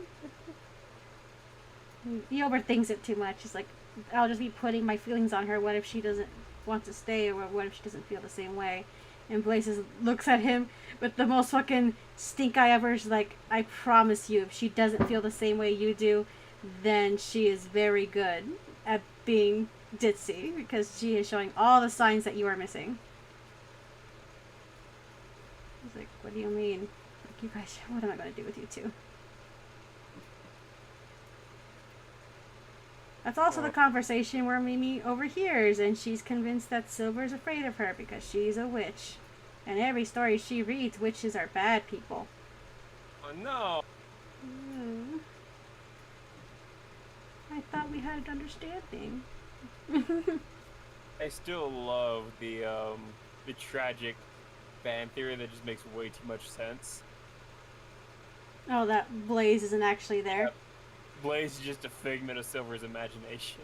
Well, He's been alone for so long. all 6 Blaze would be that. Unfortunately, it doesn't apply to the Blaze we have now because she's from a different dimension. She's a princess there. The 06 Blaze, though, like, considering absolutely nobody interacts with her at all, except for Silver. Yeah. It's sad. I can imagine, like, maybe he saw, like, a picture of her in a book somewhere and, like, oh, she's my friend. I've known her forever, yes. You'll always be my bitch. It's my poor baby. She's your best friend. No, in this comic, they're still actually best friends. That's too tragic. I don't want him to be that tragic where it's like he's talking to somebody and I'm like, who the fuck are you talking to? It's my best friend Blaze. She's been on adventures all this time. Like, yeah, sure, buddy. Call 911. Get the straight jacket. Yep. Might need something more. And either you're like, I talk to trees. Oh, great, they're both crazy. Perfect for each other. To be fair, at least the things the trees tell me are actually things I can use to prove that they actually talk to me. By Oh the man, that drop. like over here, like Shadow, please don't pick your teeth using sticks from the woods. The trees don't like that. And like, oh, and just stares at her like, I don't. Okay. I'm okay, fine. Oh, also, if you guys are gonna pee in the woods, aim for like the base of the tree and not the side of the trunk. It's hard to get that shit off. It dries out the wood. Alright, well there's the color. I'm gonna add color to it later. I gotta go. Thanks for joining me in my very short stream. I know it's short. I wasn't expecting people to come over today. I'm gonna let this run for a second longer so people can hear us say bye. So hey, say bye! But Like 3 hours. It's not too bad.